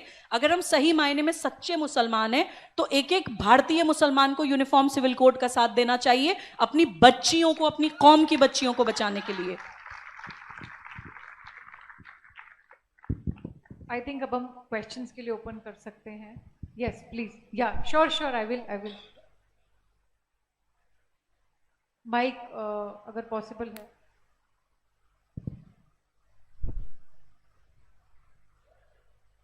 दो टॉपिक पे सवाल। एक तो आपने जो कहा था, जो लैंग्वेज का जो कहा था अक्रॉस द कंट्री, जुडिशियल जो कोर्ट्स लैंग्वेज है उसमें यूनिफॉर्म लैंग्वेज होना चाहिए, चाहे हिंदी जो नेशनल लैंग्वेज वगैरह है। तो उसमें there is one area, the other thing is on the judiciary aspect. I will come to both of them. जब हम ये कह रहे हैं कि लैंग्वेज कॉमन होना चाहिए across, there are certain practical difficulties और probably you might have a resolution for that. दो एस्पेक्ट में है। एक तो आप जब लोकल कोर्ट में जब आप दाखिल करते हो केस को तो वो लोकल लैंग्वेज में होता है। यहाँ पे गुजरात में गुजराती और साउथ में जब तमिल, मलयालम एक्सेट्रा, क्योंकि वो लोकल पर्सन जो होता है उस affected prefers to give that complaint or lodge that complaint in the local language. When it goes to appeal to the High Court, it gets translated to English and then the Supreme Court. This is one aspect. The second practical difficulty is when a police is arresting somebody and he requires a transit warrant. Even there is a problem because the FIR is in the local language, and when he goes to Bombay or Bhopal or Delhi, he has to get it translated in an overall change into a English. That is a practical. इसके लिए आप जो कह रहे हैं Hindi becomes difficult because then you were expecting the local person down south to also know that or in Bengal. तो it's a solution क्या हो सकता है वो एक। दूसरा क्वेश्चन भी मैं फ्रेम करके खत्म कर देता हूँ। दूसरा प्रॉब्लम ये है, जैसे जुडिशरी के बारे में कहा गया था, जुडिशरी रिफॉर्म्स एक्ट या टू ट्रेन द जजेस फ्रॉम द लोअर रंग, वो एक that's a very good idea, but unless and until a lawyer is not groomed for 15-20 years in different courts, he is not going to be a good judge. One. Number two, I am more concerned with the current issues. I specialize in cybercrime. The difficulty right now is the current judges, our judiciary is not able to handle technical problems. How do we address that? Do you have a solution for it? Cryptocurrency, cyber crimes. Difficulty मेरे लिए ये होती है कि जब मैं complaint ढालता हूँ मुझे बहुत सिंपल लैंग्वेज में लेके जाना पड़ता है, और जब फर्स्ट लेवल पे जब चार्जशीट फाइल होता है मजिस्ट्रेट के पास, I have to keep it more simplified.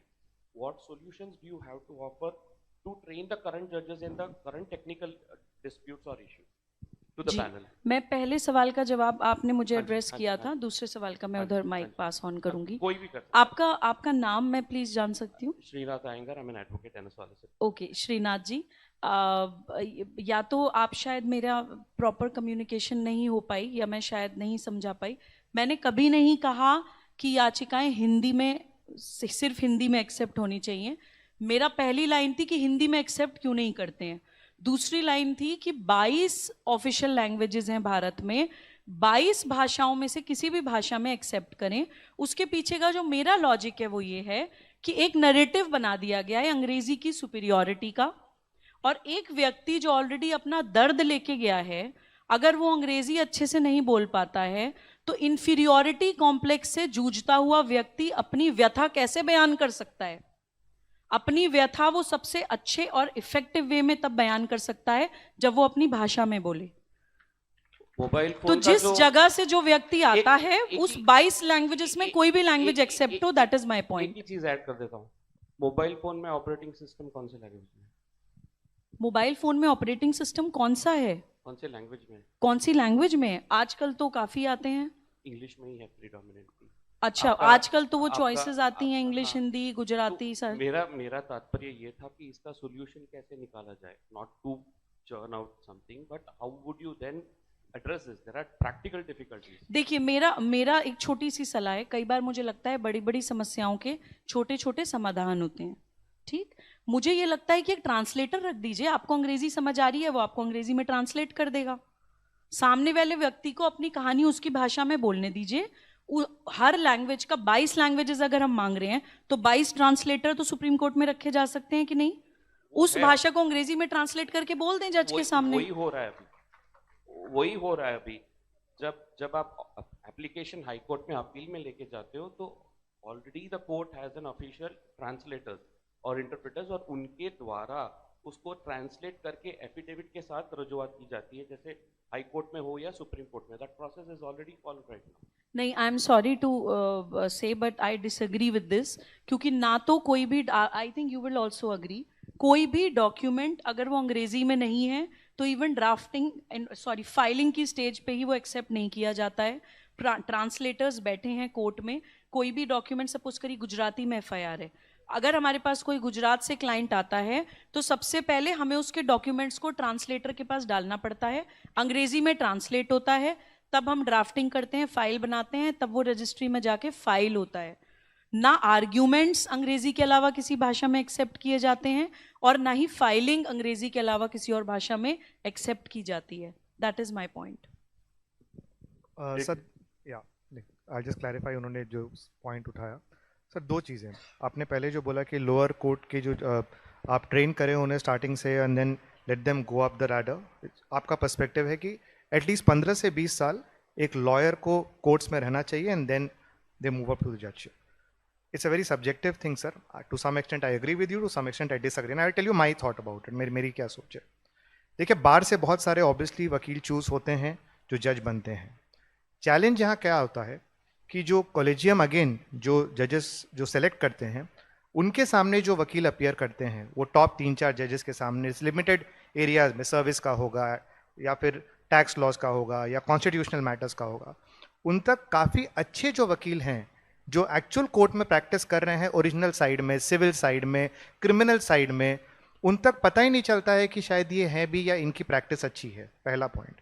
दूसरा, एक वकील है, उसने 18 साल 20 साल की प्रैक्टिस की, जिसके बाद उसका एलिवेशन होता है. हमें बाहर से बहुत अच्छे जजेस मिले हैं, लेकिन ये एंगल भी आपको सोचना होगा कि जिस प्रिज्म से एज अ लॉयर आप चीज़ों को देखते हैं, जो आपकी ट्रेनिंग है 20 साल की, वो ओवरनाइट चेंज नहीं होगी.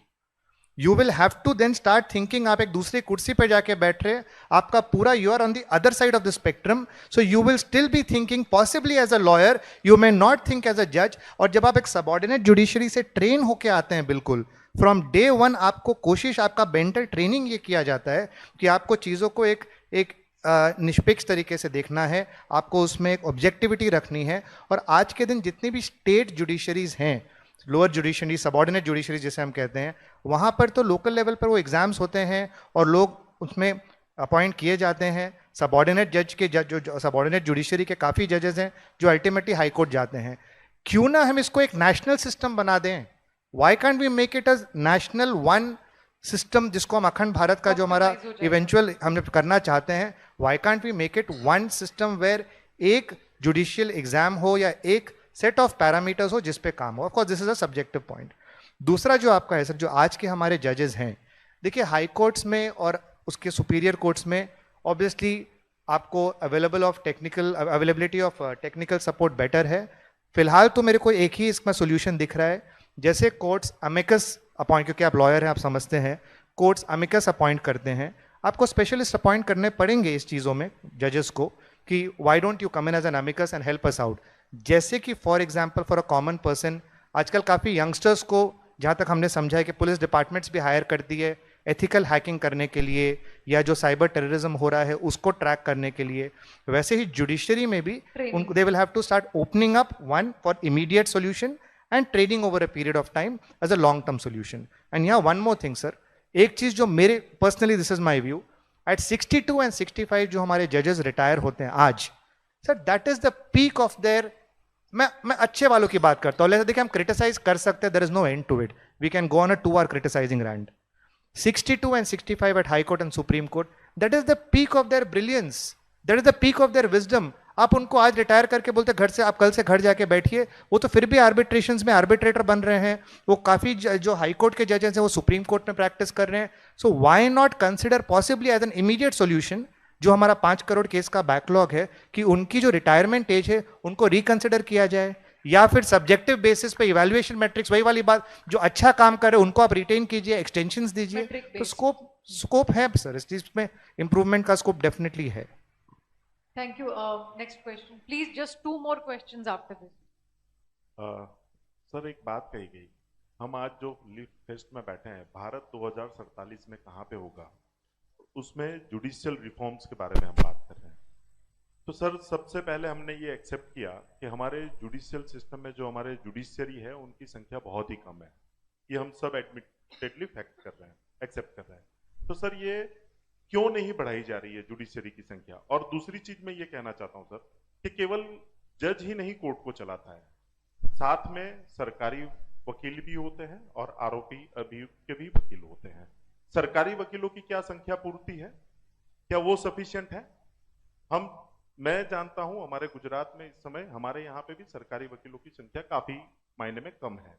2-3 कोर्ट एक सरकारी वकील को अटेंड करनी पड़ जाती है, और उसकी वजह से काफी बार विटनेस आया भी होता है, तो वो सरकारी वकील दूसरी कोर्ट में व्यस्त है, तो उसकी वेट करनी पड़ती है और राह देखनी पड़ती है. तीसरी चीज सर, कि कोर्ट में जब गवाह आएगा, केस हम जो डिले जस्टिस की बात करते हैं, आज केस जब हमारा ओपन होता है कोर्ट के अंदर, तो उसके अंदर विटनेस जब तक कोर्ट में नहीं आएगा, एग्जामिन नहीं होगा, तब तक जुडिशियल सिस्टम आगे नहीं काम कर पाएगा.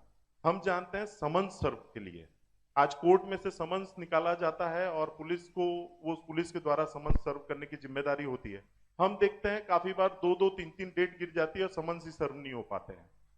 तो एक खाली डिले जस्टिस के लिए हम सिर्फ कोर्ट को जिम्मेदार ठहरा दें, या सिर्फ हम ये कह दें कि हमारा कोर्ट सिस्टम खराब है, मैं उससे बिल्कुल भी मैं नहीं मानता हूं. उसके लिए हमें पूरी सिस्टम को चेंज करना पड़ेगा. चूंकि मैं एडवोकेट हूं, इसी प्रोफेशन से हूं, तो मैं देख रहा हूं. और हम क्या इसका जुडिशियली जो रिफॉर्म की हम बात कर रहे हैं, कि इसमें जो ये जस्टिस हमारा फास्ट हो, क्योंकि हम ये कल ही गुरुजी ने बताया कि अगर 2047 में भारत को विश्व गुरु बनना है, हालांकि हम अभी भी विश्व गुरु हैं, लेकिन अगर बनना है तो हमें शिक्षा क्षेत्र, मेडिकल क्षेत्र और जस्टिस जुडिशियल सिस्टम पे बहुत दबा के काम करना पड़ेगा. तो मैं ये चाहूंगा कि आप इस बारे में क्या कहेंगे। और एक छोटा सा एक पॉइंट डालना चाहता हूँ, मैम ने भी बताया जो नए कानून बने हैं उसमें रेप को लेके बहुत सारी ज्यादा क्रांति हमारे इसमें लाई है कानून के अंदर। मैं सुप्रीम कोर्ट के ही काफी सारे जजमेंट से मैं आपको वाकिफ कराना चाहता हूँ। सुप्रीम कोर्ट के ही ये जजमेंट में लिखा गया है कि काफी सारे केसों में देखा गया है woman is using rape cases as a weapons. उन्होंने हथियार के तौर पे, पहले दो लोग आपस में समझौते से प्यार संबंध में होते हैं और संबंध बनाते हैं, बाद में दोनों में खटपिट हो जाती है और बाद में वो रेप का केस लॉन्च कर देते हैं। उसके बाद में कॉम्प्रोमाइज भी बाद में किस पे उनकी जो दूर हो जाती है तो कर लेते हैं।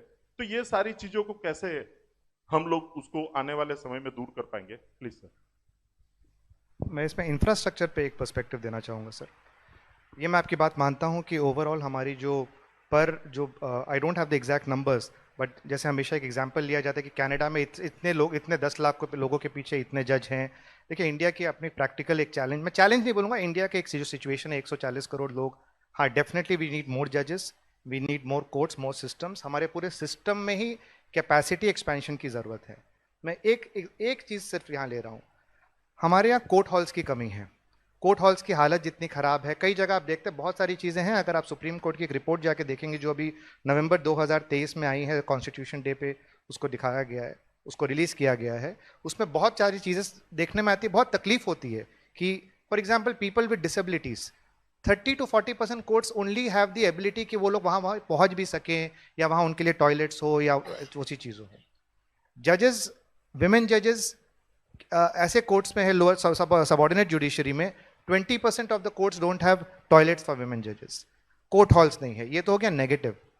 मैं एक चैलेंज करता हूँ यहाँ पर, आज से 9 साल पहले हमारा जो इंफ्रास्ट्रक्चर था, हमारा जो हाईवे सिस्टम था, आज आप देखिए वो कहाँ खड़ा है, हमारा रेलवे सिस्टम भी फॉर दैट मैटर। अगर आपके पास अगर हो सकता है, it's out of box thinking, आप इंटर डिपार्टमेंटल कॉन्ट्रैक्ट दीजिए। आप गडकरी जी जैसे आदमी को अगर आप बोल देते कि अब जुडिशरी का इंफ्रास्ट्रक्चर मुझे 2030 तक ऐसा चाहिए, इतने कोर्ट हॉल्स, इतनी जगह अलॉट होनी चाहिए, इतने हमें कोर्ट चाहिए, इतने कोर्ट कॉम्प्लेक्सेस चाहिए, कैसे बिना लिटिगेशन के इतने हाईवेज बन रहे हैं, इतना काम हो रहा है, इंडिया का infrastructure is right now at the boom, बहुत सारी चीज़ें हो रही हैं। सो डेफिनेटली देखिए जुडिशरी एक एस्पेक्ट है, लेकिन उसको सपोर्ट करने के जो पिलर्स हैं, वहाँ पर अब एक जज या तो जुडिशियल फंक्शन देख ले या एडमिनिस्ट्रेटिव फंक्शन देख ले। Being a lawyer you will understand that. तो बहुत सारे जजेस का आधा टाइम तो आप भी सुनते होंगे, जजेस की मीटिंग चल रही है, हाँ, on administrative issues. So definitely if they can actually take help of, they can give these kind of targets practically. Sir आज का जो ये जो रेजिम है, यहाँ I can tell you confidently, बिल्कुल प्राइवेट सेक्टर की तरह, कॉर्पोरेट सेक्टर की तरह काफी चीजों में काम हो रहा है। और अगर वो एस्पेक्ट को ला सके, they are speedy process, and if they give these targets, quantifiable targets, and अभी आज के दिन एक एवरेज कोर्ट हॉल बनने में 2 से 3 साल लगता है। जरूरत नहीं है कोर्ट, कई जगह ये चैलेंजेस आती है कि कोर्ट कॉम्प्लेक्स के लिए जमीन अलॉट नहीं हो रही है, बहुत दूर अलॉट हो रही है। You give it to somebody who is doing a different brilliant work in a different department, फिर आप डिफरेंस देखिए। सुही जी आप भी, but quickly because one more question and will wrap. हाँ, ये बहुत एक इम्पॉर्टेंट एक सब्जेक्ट कहिए या एक बात है जो थॉट मुझे उनके सवाल से आई, मैं कहना चाहूँगी। आपको एक उदाहरण देके मैं बात बताती हूँ। सपोज करिए हम किसी कुएं से बाल्टी में पानी भर रहे हैं, उस कुएं में पानी गंदा है, तो आप बाल्टी में पानी निकालिए, फिर हम उस बाल्टी का पानी साफ करें, उसको यूज़ कर लें, और फिर कुएं में बाल्टी डालें, फिर गंदा ही पानी निकलेगा। तो एक्चुअली मोर सेंसिबल क्या है, कुआं ही साफ करें या बार बार बाल्टियाँ साफ करें? What do you think? कुआं साफ करें ना। अभी जो हम लोग खंडों में जब बात करते हैं ना एक एक विषय पर या उसमें, वो हम एक्चुअली बाल्टी साफ करने की बात कर रहे हैं। तो ये जो जुडिशियल रिफॉर्म की बात हम यहाँ कर रहे हैं वो बाल्टी साफ करना है। क्योंकि दिक्कत कहाँ आ रही है, देखिए आपने कहा सिर्फ जुडिशरी को ब्लेम करना गलत है, आई एग्री। पुलिस जो है वो समन्स सर्व नहीं कर रही है, चार्जशीट समय पे नहीं कोर्ट में फाइल हो रही हैं, और या ईमानदारी के साथ नहीं हो रही हैं, और तो पुलिस रिफॉर्म की भी ज़रूरत है। अपराध समाज में हो रहे हैं तो समाज रिफॉर्म की ज़रूरत है। अपराध की जिस बच्ची के साथ या बच्चे के साथ हो रहे हैं, कई बार परिवार उसका साथ नहीं दे रहे हैं, तो वो पुलिस थाने तक नहीं पहुंच पा रहे हैं, तो परिवार रिफॉर्म की भी ज़रूरत है। तो एक्चुअली ये समस्या है एक बेसिक कैरेक्टर डिक्लाइन। एक जो चरित्र एक हीनता आ गई है लोगों के अंदर इन जनरल, और वो इतना नॉर्मलाइज हो गया है। वही चरित्रहीन लोग जुडिशरी में हैं, वही राजनीति में हैं, वही एडमिनिस्ट्रेशन में हैं, वही एजुकेशन में हैं, वही बिजनेस में हैं। तो वो जो कैरेक्टर डिक्लाइन है उसको उठाने की जरूरत है। इसीलिए हम लोग राष्ट्र जागरण अभियान में स्पेसिफिकली कैरेक्टर अपलिफ्टमेंट में काम कर रहे हैं। सिर्फ कुछ सेकंड में एक बात आपको बताने जा रही हूँ, बिकॉज जो मैं अब बोलने जा रही हूँ वो मेरे शब्द नहीं है। एक दिन मैंने अपने गुरुजी से पूछा, मैंने कहा गोविंद जी आप ये कहते हैं कि Hindu is not a religion, Hindu is a Commonwealth of all modes of worship. Kashmir से कन्याकुमारी तक हजारों देवी देवता हैं हमारे देश में, तो लड़ाई देवी देवता की नहीं है, हिंदू संस्कृति है आप कहते हैं। मुझे बताइए कि actually what are we fighting for, हमें एग्जैक्टली क्या बचाना है जिसके लिए हम लड़ रहे हैं। तो उन्होंने जो मुझे बताया वो मैं आपको बता के 2 मिनट भी नहीं लगेंगे, अपनी वाणी को विराम दूंगी। और ये वाणी उनको भी किसी संत सिद्ध से प्राप्त हुई थी। तो आप लोगों अगर कोई इसको रिकॉर्ड भी करना चाहें तो कर सकते हैं, बिकॉज इसमें एक भी शब्द मेरा नहीं है। गोविंद जी कहते हैं हिंदुत्व यानी क्या? देश की कलेक्टिव स्मृति का परिपाक। वो क्या है? 5 बातें नमूने के तौर पे बताता हूं। पहला, सभी उपासना पद्धतियों में अखंड श्रद्धा। सभी उपासना पद्धतियों से उसी परमात्मा की प्राप्ति होती है, यह विश्वास। दूसरा, एक ही सत्य सभी जड़ चेतन में अनुस्यूत है। Same consciousness permeates in all animate and inanimate matter, जो हमें भगवत गीता में भगवान कृष्ण भी बोल के गए हैं कि चींटी से लेके पहाड़ तक मैं हूं। तीसरा, मातृत्व के गुण होने के कारण महिला यानी नारी का समाज में विशेष आदर। चौथा, मनुष्य प्रकृति का विजेता नहीं, प्रकृति का अंग है, इसी कारण हम प्रकृति के संरक्षण और संवर्धन की बात करते हैं। पांचवा, खाओ पियो और मर जाओ यही जीवन का अंतिम उद्देश्य नहीं है, इससे ऊपर भी जीवन का एक उद्देश्य है। मुट्ठी बांधे आए थे, हाथ पसारे जाएंगे, यह विश्वास। जो इन 5 बातों को मानता है वो हिंदू है। कोई फर्क नहीं पड़ता वो भगवान कृष्ण को मानता है, भगवान राम को मानता है, पैगंबर मोहम्मद को मानता है, बाबा नानक को मानता है, किसी पेड़ को मानता है या किसी को नहीं मानता। This is a value system that we need to protect, क्योंकि ये वैल्यू सिस्टम ना ही सिर्फ भारत बल्कि पूरे विश्व को बचाएगा। आज पूरा विश्व global warming, climatic change, water shortage, food shortage, अपराध, आतंकवाद, अलगाववाद, जंग, बमबारी, साइकोपैथी, मेंटल डिसऑर्डर्स, इन सारी बीमारियों का जो इलाज है, इन सारे सवालों का जो जवाब है वो इन 5 वैल्यू सिस्टम में है। तो भारत के 140 करोड़ लोगों में जिस दिन हम ये 5 सिद्धांत डालने में सफल हो गए, उस दिन हमें बाल्टी साफ करने की जरूरत नहीं पड़ेगी, उस दिन कुआं साफ हो जाएगा। मेरा क्वेश्चन, हाँ जी बिल्कुल। सुबुही मैम से, मुस्लिम मैरिज एक्ट के हिसाब से जो एक मुस्लिम पुरुष 4 पत्नी रख सकते हैं, तो उसका ओरिजिन कस्टम्स क्या है, कहाँ से आया है? तो उसका मुझे जवाब चाहिए। ओरिजिनल कस्टम तो देखिए, अगर हम अरब की साइड जाते हैं तो उस समय ही इवन प्रॉफिट मोहम्मद की मल्टीपल वाइफ्स थी। उनकी पहली वाइफ हजरत खदीजा थी जो एक बिजनेस वूमन थी, उनसे उम्र में काफ़ी साल बड़ी थी। और उनकी ये हम एक बात भूल जाते हैं कि प्रॉफिट मोहम्मद ने अपनी जो फर्स्ट वाइफ थी उनकी ड्यूरेशन में, till the time she was alive, कोई दूसरी शादी नहीं करी थी। उनकी बाद में जो भी शादियां हुई वो या तो एडमिनिस्ट्रेटिव रीजन से हुई या पॉलिटिकल रीजन से हुई। उस समय ये भी कहा जाता था कि भाई जंग में अगर वहाँ पे ट्राइबल आपस में कबीलाई जंग हुआ करती थी तो ये होता था कि भाई किसी का हस्बैंड की डेथ हो गई किसी कबीलाई वॉर में, तो उस महिला के साथ कुछ गलत ना हो तो एक सरपरस्ती के तौर पे भी एक पुरुष 4-4 महिलाओं से शादी कर लिया करता था। बट उस समय हम उस चीज को आज तक जो ड्रैग करके लेके चल रहे हैं, दैट इज रॉन्ग।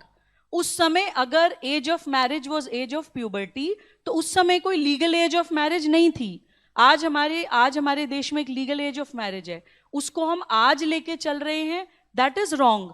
उस समय बहुत सारी चीजें परिस्थितियों के कारण भी हुई होंगी। भारतीय समाज में हिंदू भाई बहन तो ये नहीं कहते हैं कि भाई कोई महिला तो ये नहीं कहती है कि मुझे 5 पति रखने हैं, कोई ये तो नहीं कहता है कि भाई उस समय ये होता था तो मैं ये करूंगा।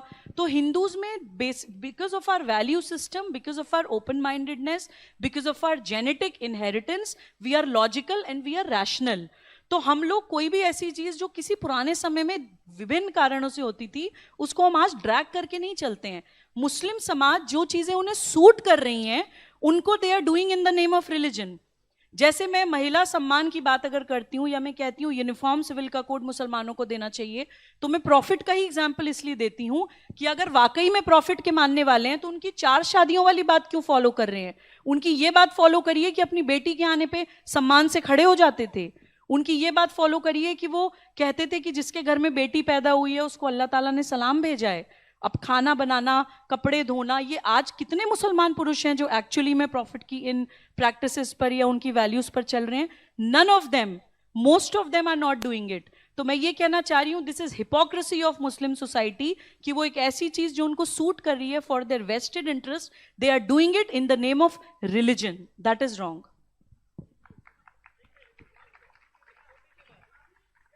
हेलो मैडम, एकदम शॉर्ट में, आपने बहुत सारी बात कर दी, थोड़ा मोटा मुझे भी दीजिए। आपने पूछ लिया ना सवाल। नहीं मैडम, बाकी रहा है, मुझे रियलिटी में बताना चाहता हूँ। नहीं बट आप सवाल तो पूछ लिया आपने। सवाल पूछेंगे, थोड़ा बाकी है, थोड़ा अधूरा थोड़ा बाकी है सवाल। आपने जो डायरेक्ट सवाल पूछिए प्लीज। ये बताया जो बिल्कुल सही है, लेकिन रियलिटी यहाँ पे ऐसी है। एक हमारे प्रोफेसर है सूरत के, जो मुस्लिम प्रोफेसर, नाम नहीं बता सकता, वो ऐसा बता रहा है कि वहां पर यहाँ पे हिंदुओं में क्या होता है कि लड़कियों को मार दिया जाता है, इसलिए लड़कियों की बच्चियों की कमी है। वहां पे उस समय में एक पुरुष पे 4 लड़कियां होती थी, ऐसा पढ़ाता है, और प्रोफेसर यहाँ पे बहुत फेमस है। तो सवाल क्या है? मेरी बात, एक मिनट, सूरत की वीटी चौक सी लॉ कॉलेज है, वहां पे वो विजिटिंग फैकल्टी है, नाम नहीं बता रहा, लेकिन सभी जगह ऐसा पढ़ाया जा रहा है। सवाल तो बताओ मैडम। सवाल मेरा वो है कि समाज में वो गलत तरीके, सर मैडम ने, सॉरी बट टाइम की भी बहुत, मैं आपके सवाल पूछने से पहले ही मुझे एक शब्द में मैं इसका जवाब दे सकती हूँ कि एक दुर्भाग्य है।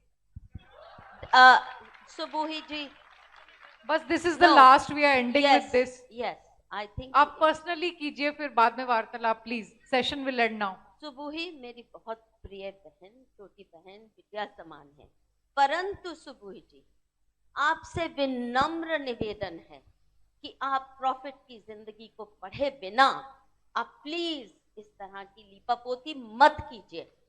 मैं आप सबसे अनुरोध करती हूँ कि इस्लाम के बारे में सुनी सुनाई कुछ मत विश्वास कीजिए।